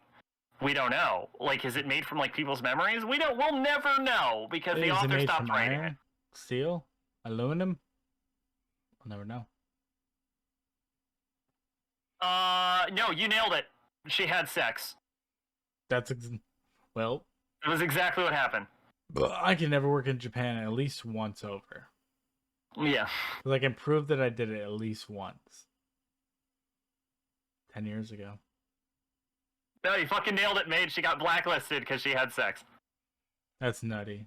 I'm not even joking. She had like a band, and she was like kind of famous for the band, and she like fucked her, almost her, like half her band, and that got out that she was doing that, and people are like, no, bad.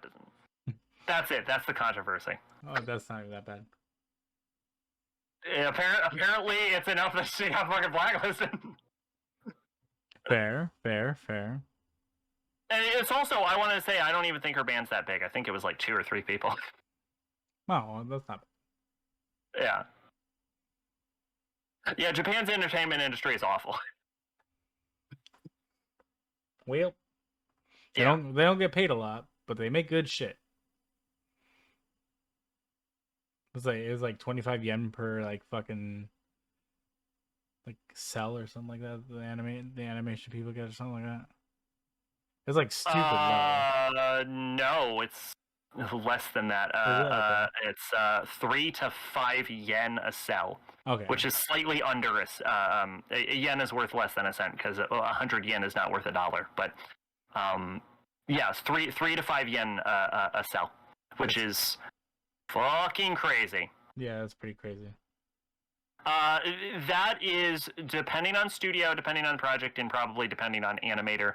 I know KyoAni pays by salary.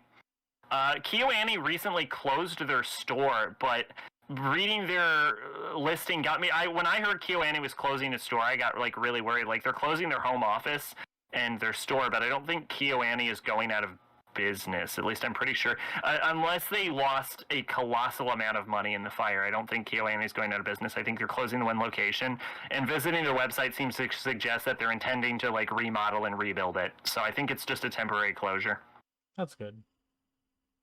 KyoAni was, I'm not sure if it still is, but it was the biggest, best animation studio in Japan until a guy got really pissed off about the Yuri bait and Hibiki Euphonium, and he fucking set the building on fire.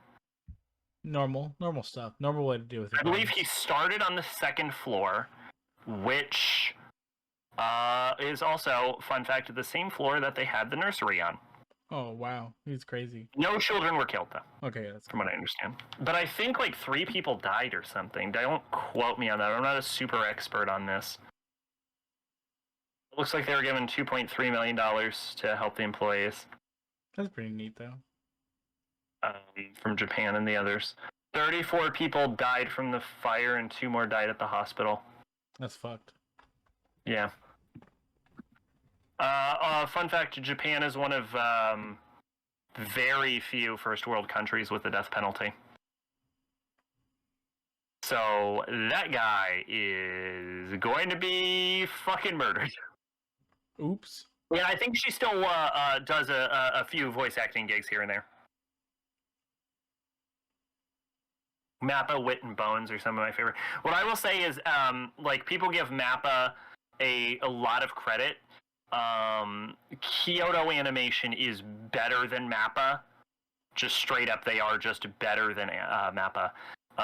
But they don't get as much credit because, like, series with heavy fight scenes generally get more attention. Things like Jujutsu Kaisen or like Endgame Attack on Titan.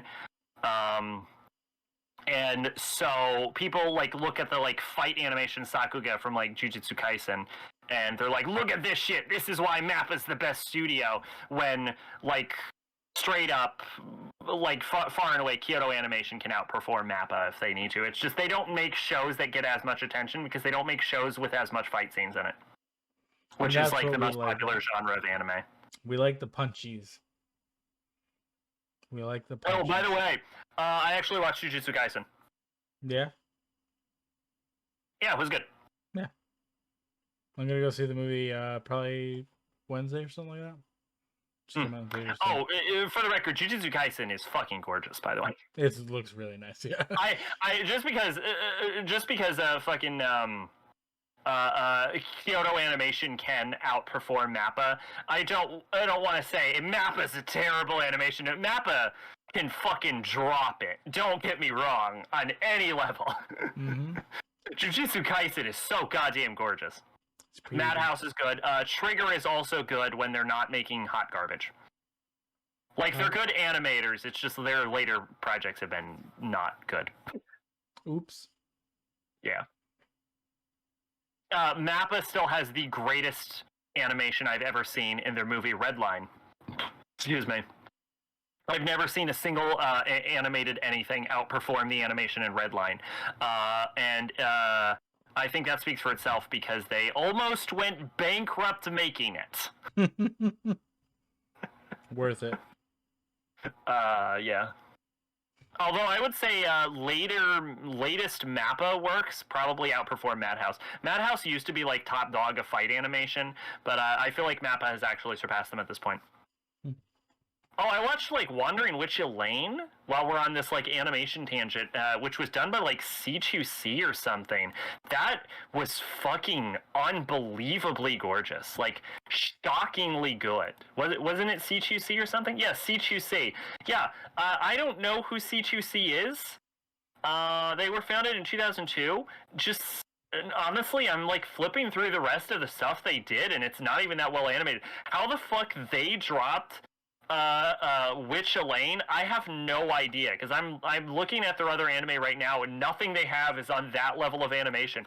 It's just like it came out the fucking nowhere. I have no idea how to describe this. It's like if your fucking kid is like doodling stick figures one day and then the next day they fucking reproduced the fucking creation of Adam on your ceiling and you're like,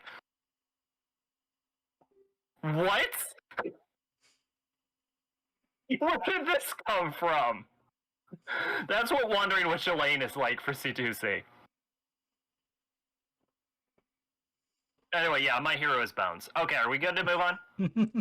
Yeah, let's move on to the whole reason we do this show. You know, it's what we do. It's a fucking anime dartboard.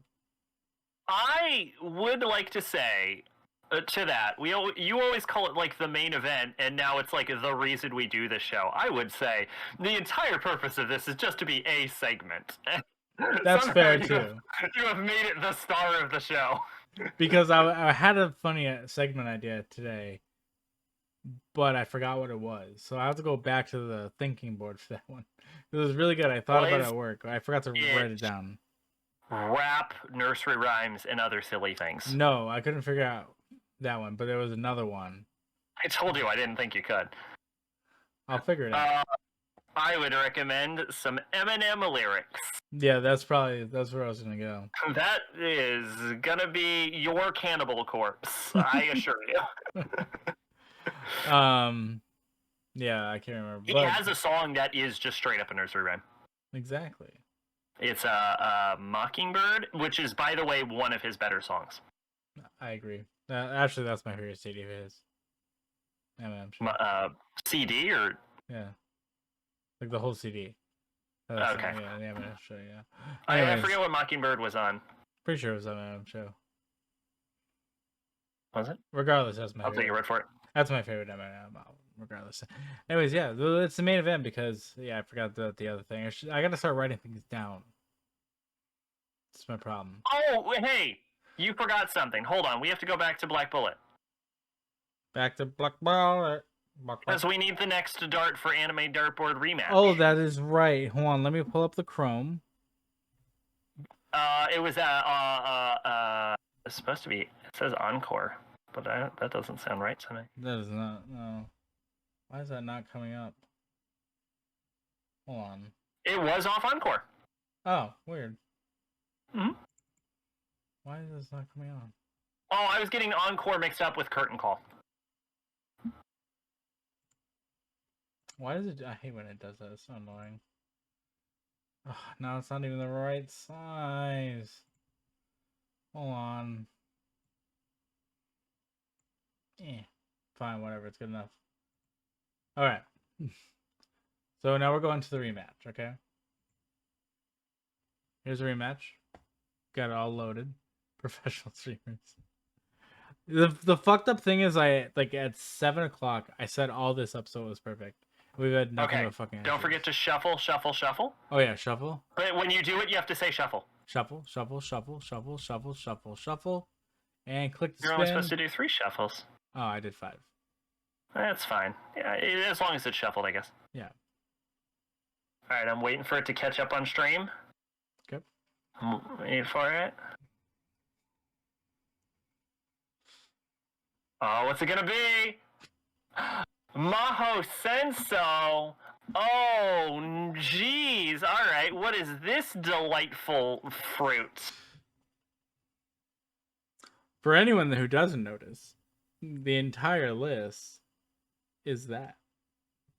Literally 59 entries in Maho Senso because that was the number I had on my watch list when I spun the dart the first time. All right, can we get Maho Senso up on screen? Oh yeah, hon. See, I even preloaded fucking Mal. I'm smart like that. Nice. No, what the fuck? Didn't really know. Fuck. Are you kidding me? Copy.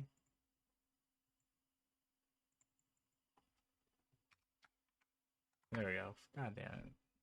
Professional. Professional streamer. We get paid for this. Yeah, there we go. Magical. Oh my which God. is unfortunately true. I'm going to say this right now. I am not. Maho Senso Magical Warfare is a winter 2014 anime animated by Studio Madhouse and directed by Yuzo Sato. Its genres are action and fantasy. The world as we know it is actually just half the story, as Takeshi Nanase finds out abruptly one summer morning on his way to kendo practice. Takeshi comes across an unconscious girl in a uniform he doesn't recognize. Takeshi does the decent thing and saves her. In return, the girl wakes up and accidentally turns him into a magic user. As Takeshi finds out there is the world he lives in and the world of magic users, most magic users just want to peacefully coexist with non-magicians. But there are some bigger ambitions. This is written terribly. Rui Aiba is a magician enrolled in the Subaru Magic Academy, where magic users can learn to control and channel their powers and how to live in peace with regular humans.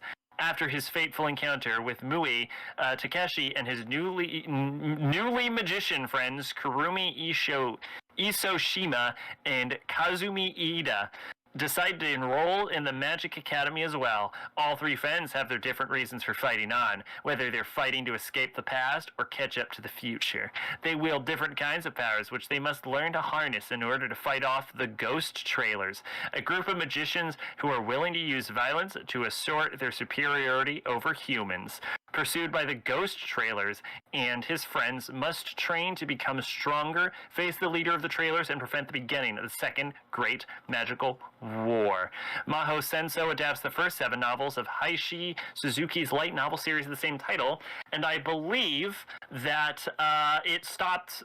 They were going to make a season 2, but the author was like, no, don't do that. I don't want you to do that. Please don't do that. And so they didn't.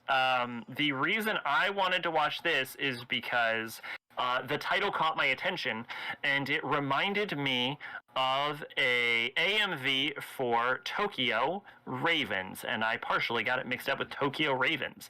Fun fact about this is Juliet Simmons, Jubiphonic on YouTube, voice acts a very minor character.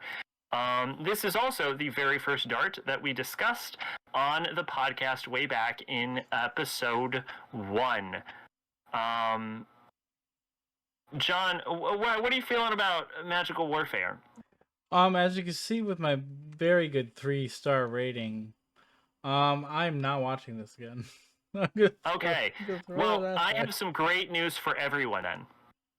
Your great news is that because we have already talked about this on the podcast, and the entire point of Rematch was to go back to the series we didn't talk about on the podcast and then talk about those series, no one has to watch this again. The show is canceled, and we're not doing a rematch for this one or any other shows. If you want to know our opinions on those shows, go watch that episode. It's all up on my YouTube channel.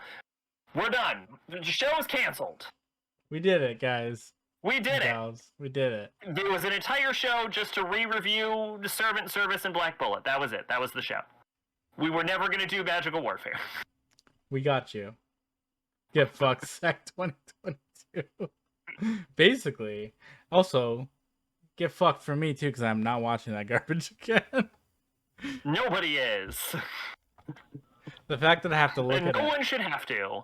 Yeah, definitely. If we go through real quick, you know what? I will say this at the end of the next segment. I will tell you at the end of the next segment what I was going to say, which is I was going to give the darts that I feel like are actually worth watching.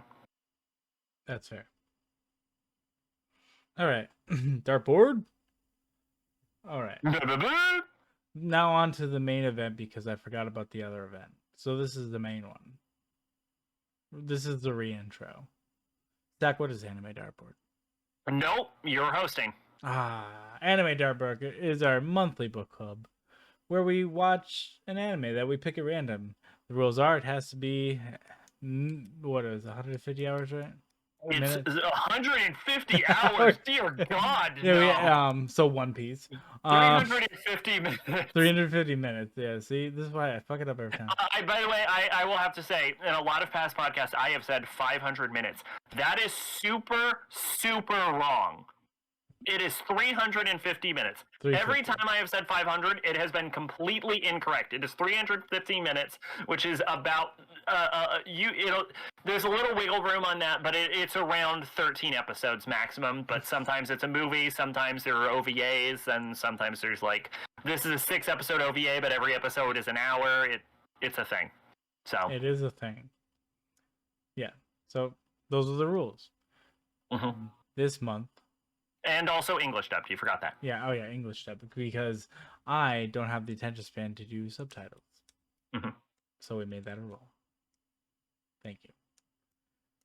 So what is it? The one? What did we watch this week, Zach? What was it? Still you introducing this. What the fuck's the name of this thing? So it's written in stream chat. I know. I gotta pull it up. Oh yeah, Battle Athletes.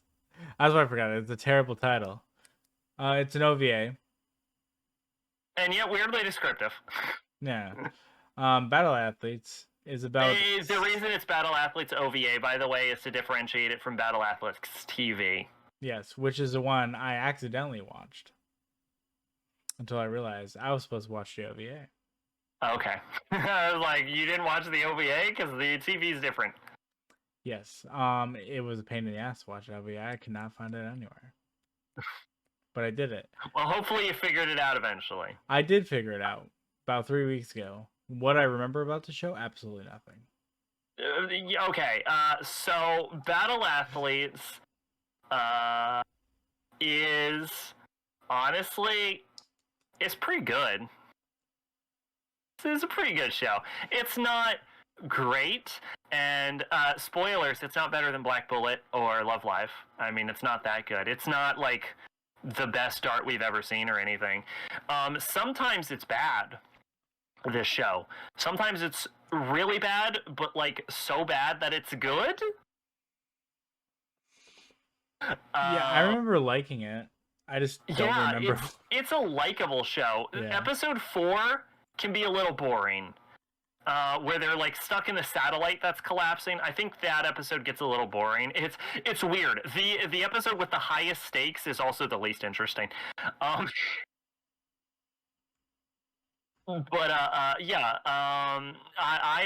I generally enjoyed it.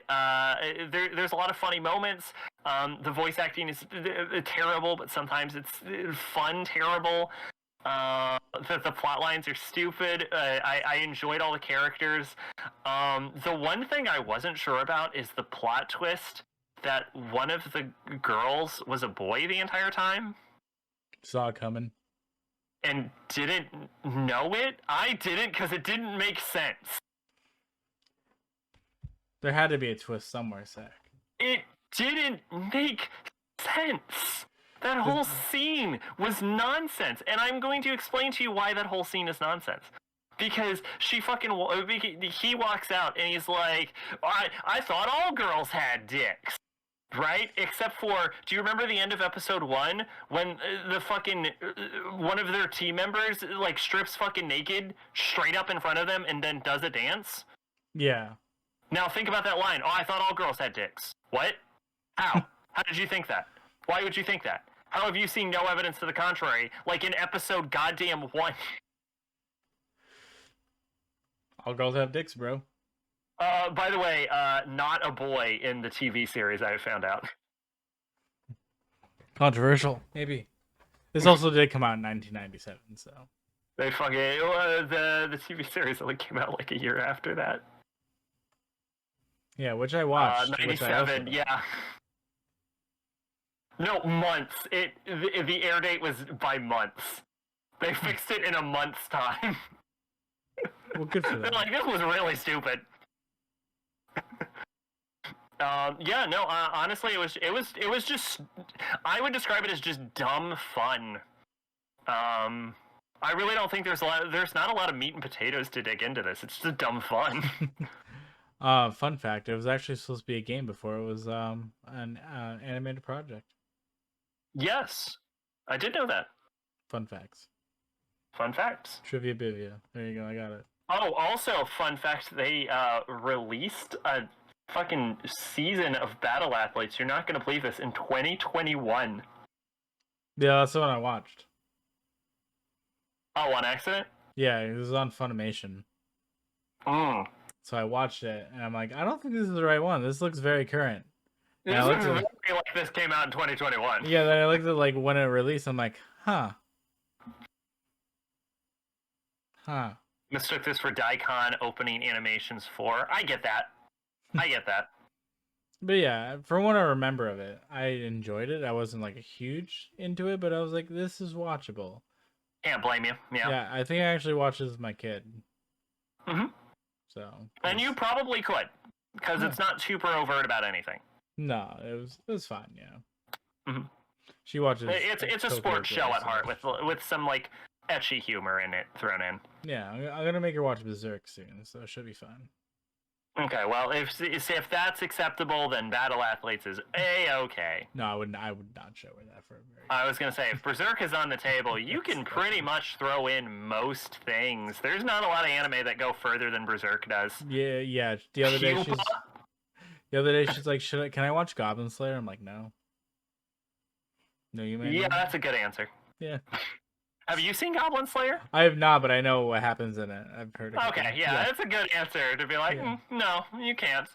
Yeah, because like I wasn't sure of it, so like I Googled it real quick, and I was like, yeah, no. Yeah, for sure. Goblin Slayer sucks anyway. Honestly, it's not great. Yeah, it's very overhyped. I don't know. She just was scrolling through, and she's like, "Can I watch that?" I'm like, "Nope." No, yeah. That's a fair answer. Anyway, yeah, just dumb fun. There's nothing to dig into. The characters aren't that deep. The plots aren't that deep. It's just like it's a dumb fun sports show with like some fun moments, some likable characters. Yeah. So what do you Goblin give it? Slayer doesn't have a lot of rape in it. I would actually argue it has one rape, an attempted rape, and a character who says she got raped. That's not really a lot of rape. There's actually more rape, I think, in Berserk. Yes. There is more rape in Berserk for sure. I went through it in my brain.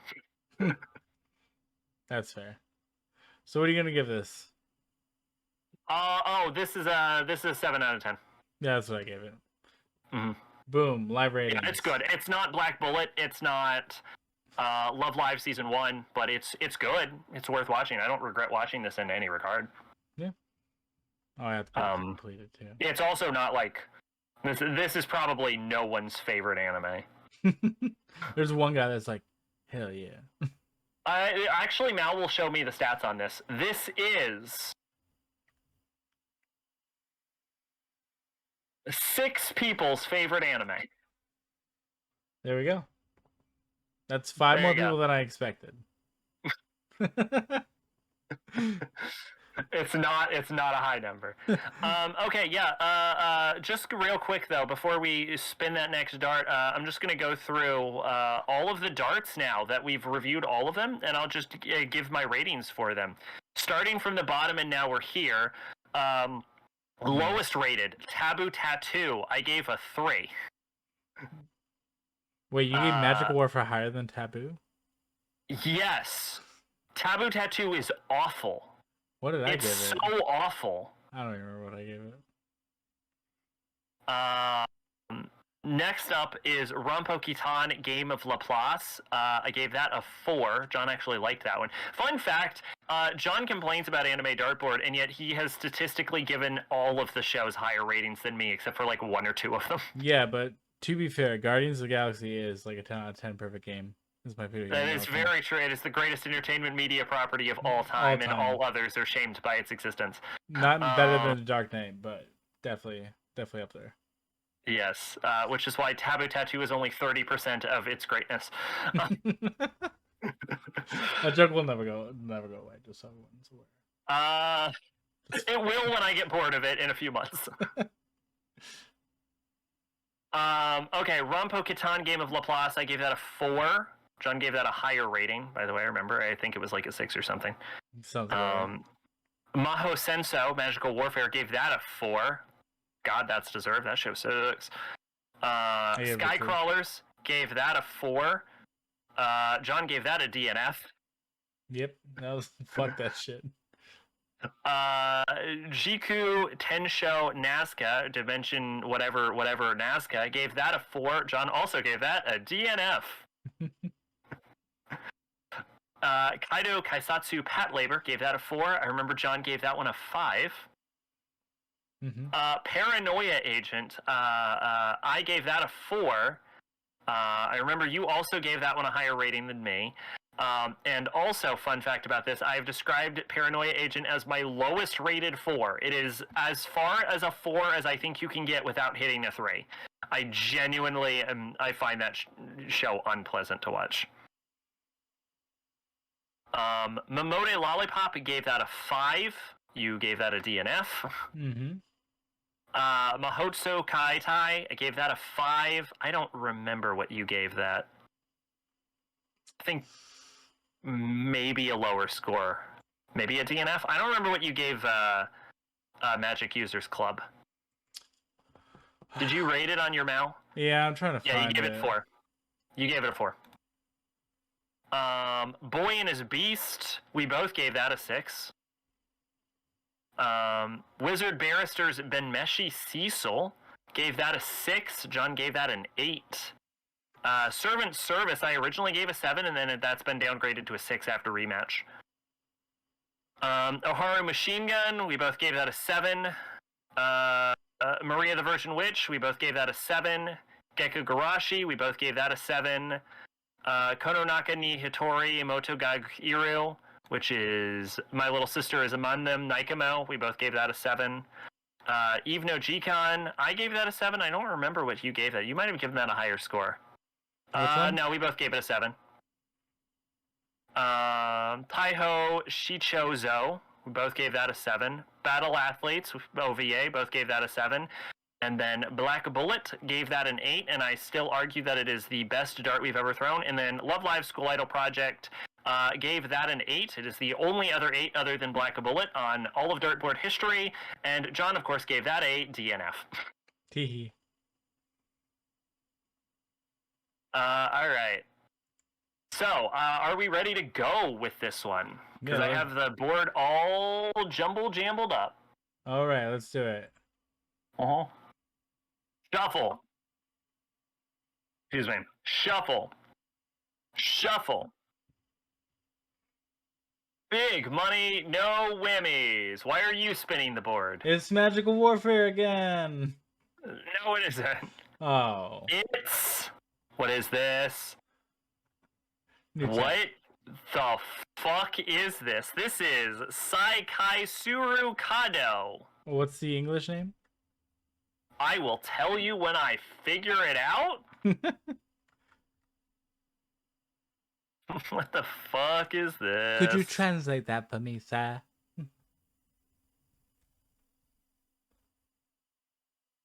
This is Kato, the right answer.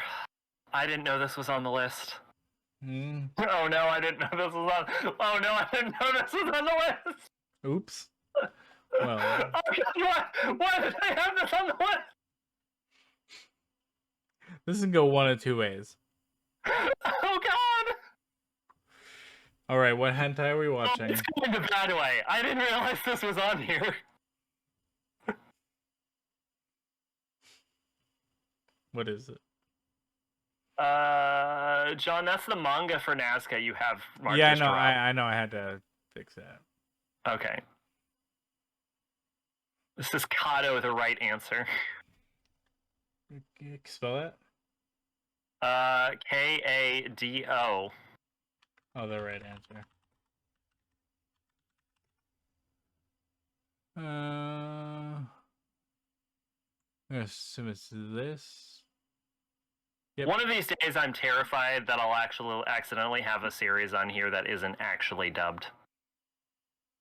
And I'll have to, like, respin the dart off stream. Oh, it's probably on Funimation, so... It's probably on Crunchyroll. Oh, I forgot to talk about this in the opening of the stream. Funimation is being dissolved. Mm-hmm. Everything is moving over to Crunchyroll.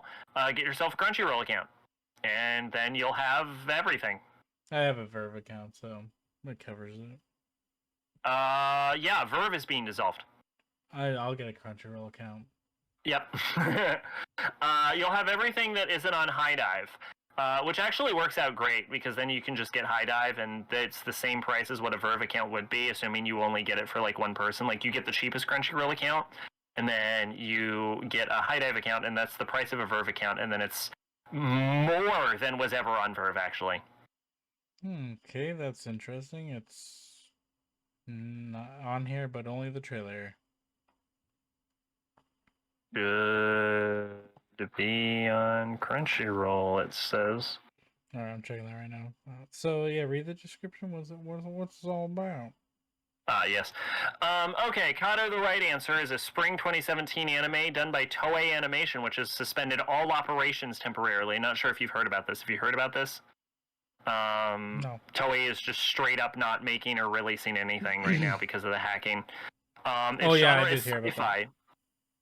Cool-headed and rational, Kojiro Shindo is a government official and master negotiator with a well-earned reputation. While departing on a business trip, a giant cube materializes and his plane is taken undamaged into the mysterious indestructible structure. Pardon me.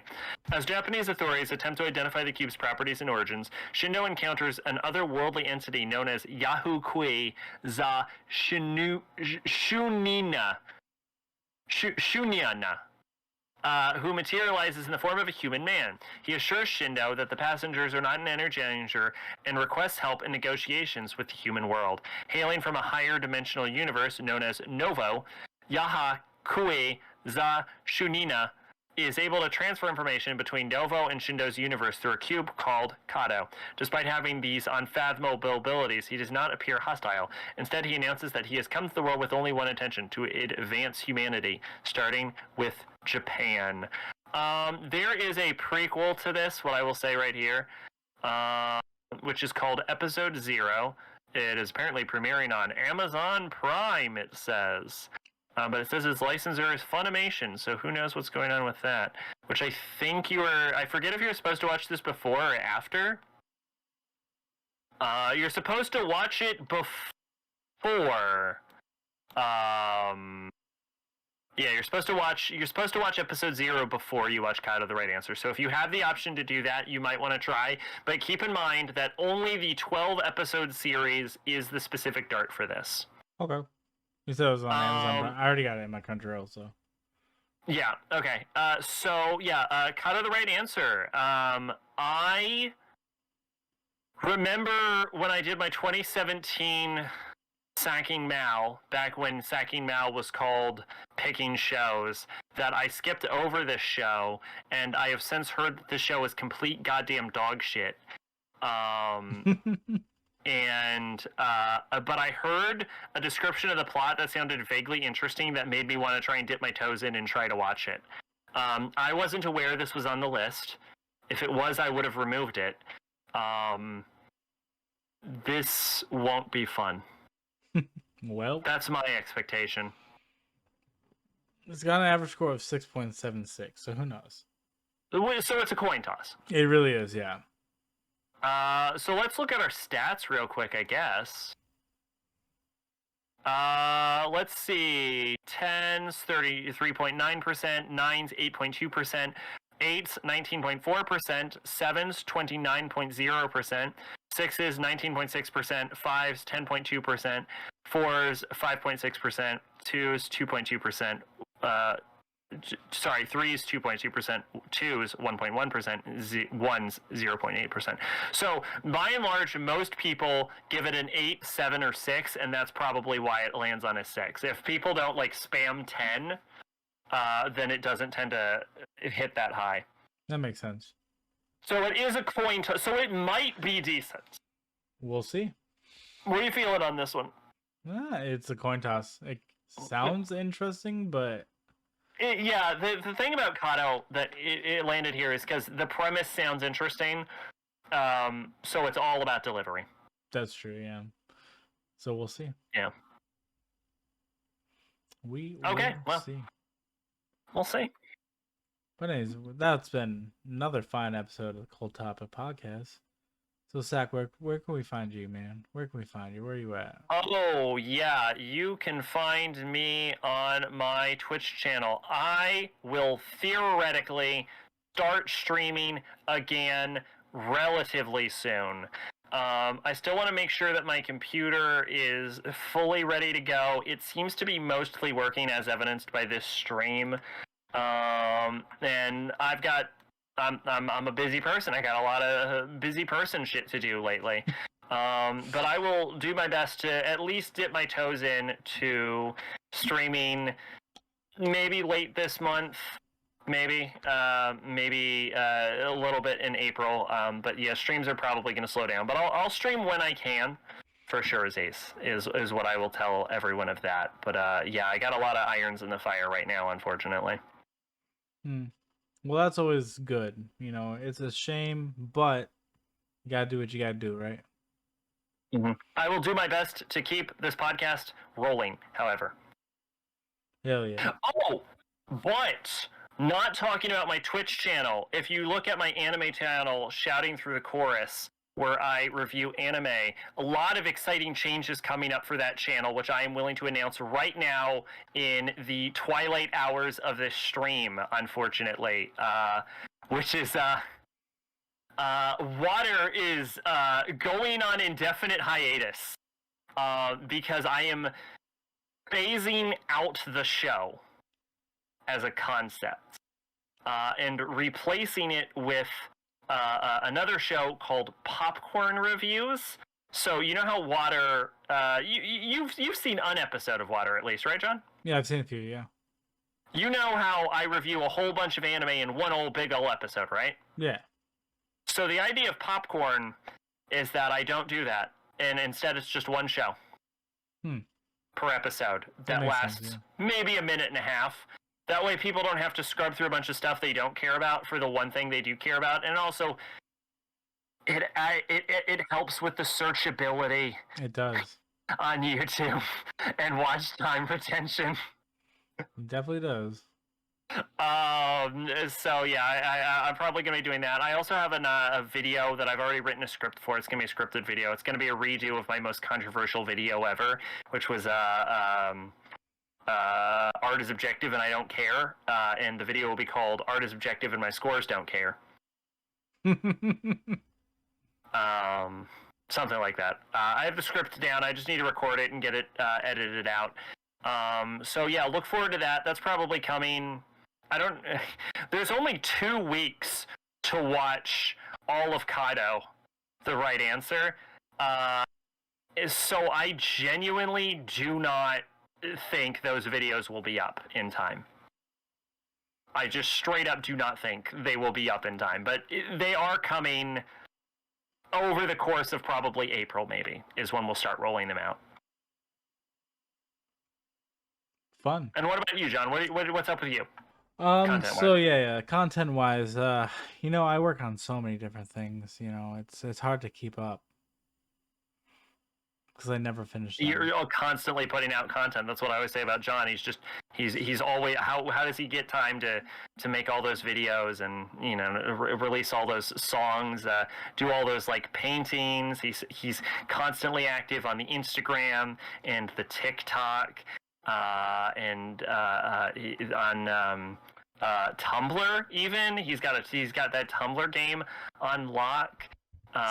He fucking did that performance arts piece at the Louvre recently. I saw that. Don't think I didn't. He's constantly streaming. It's like he has a time turner or he can clone himself, like in The Prestige.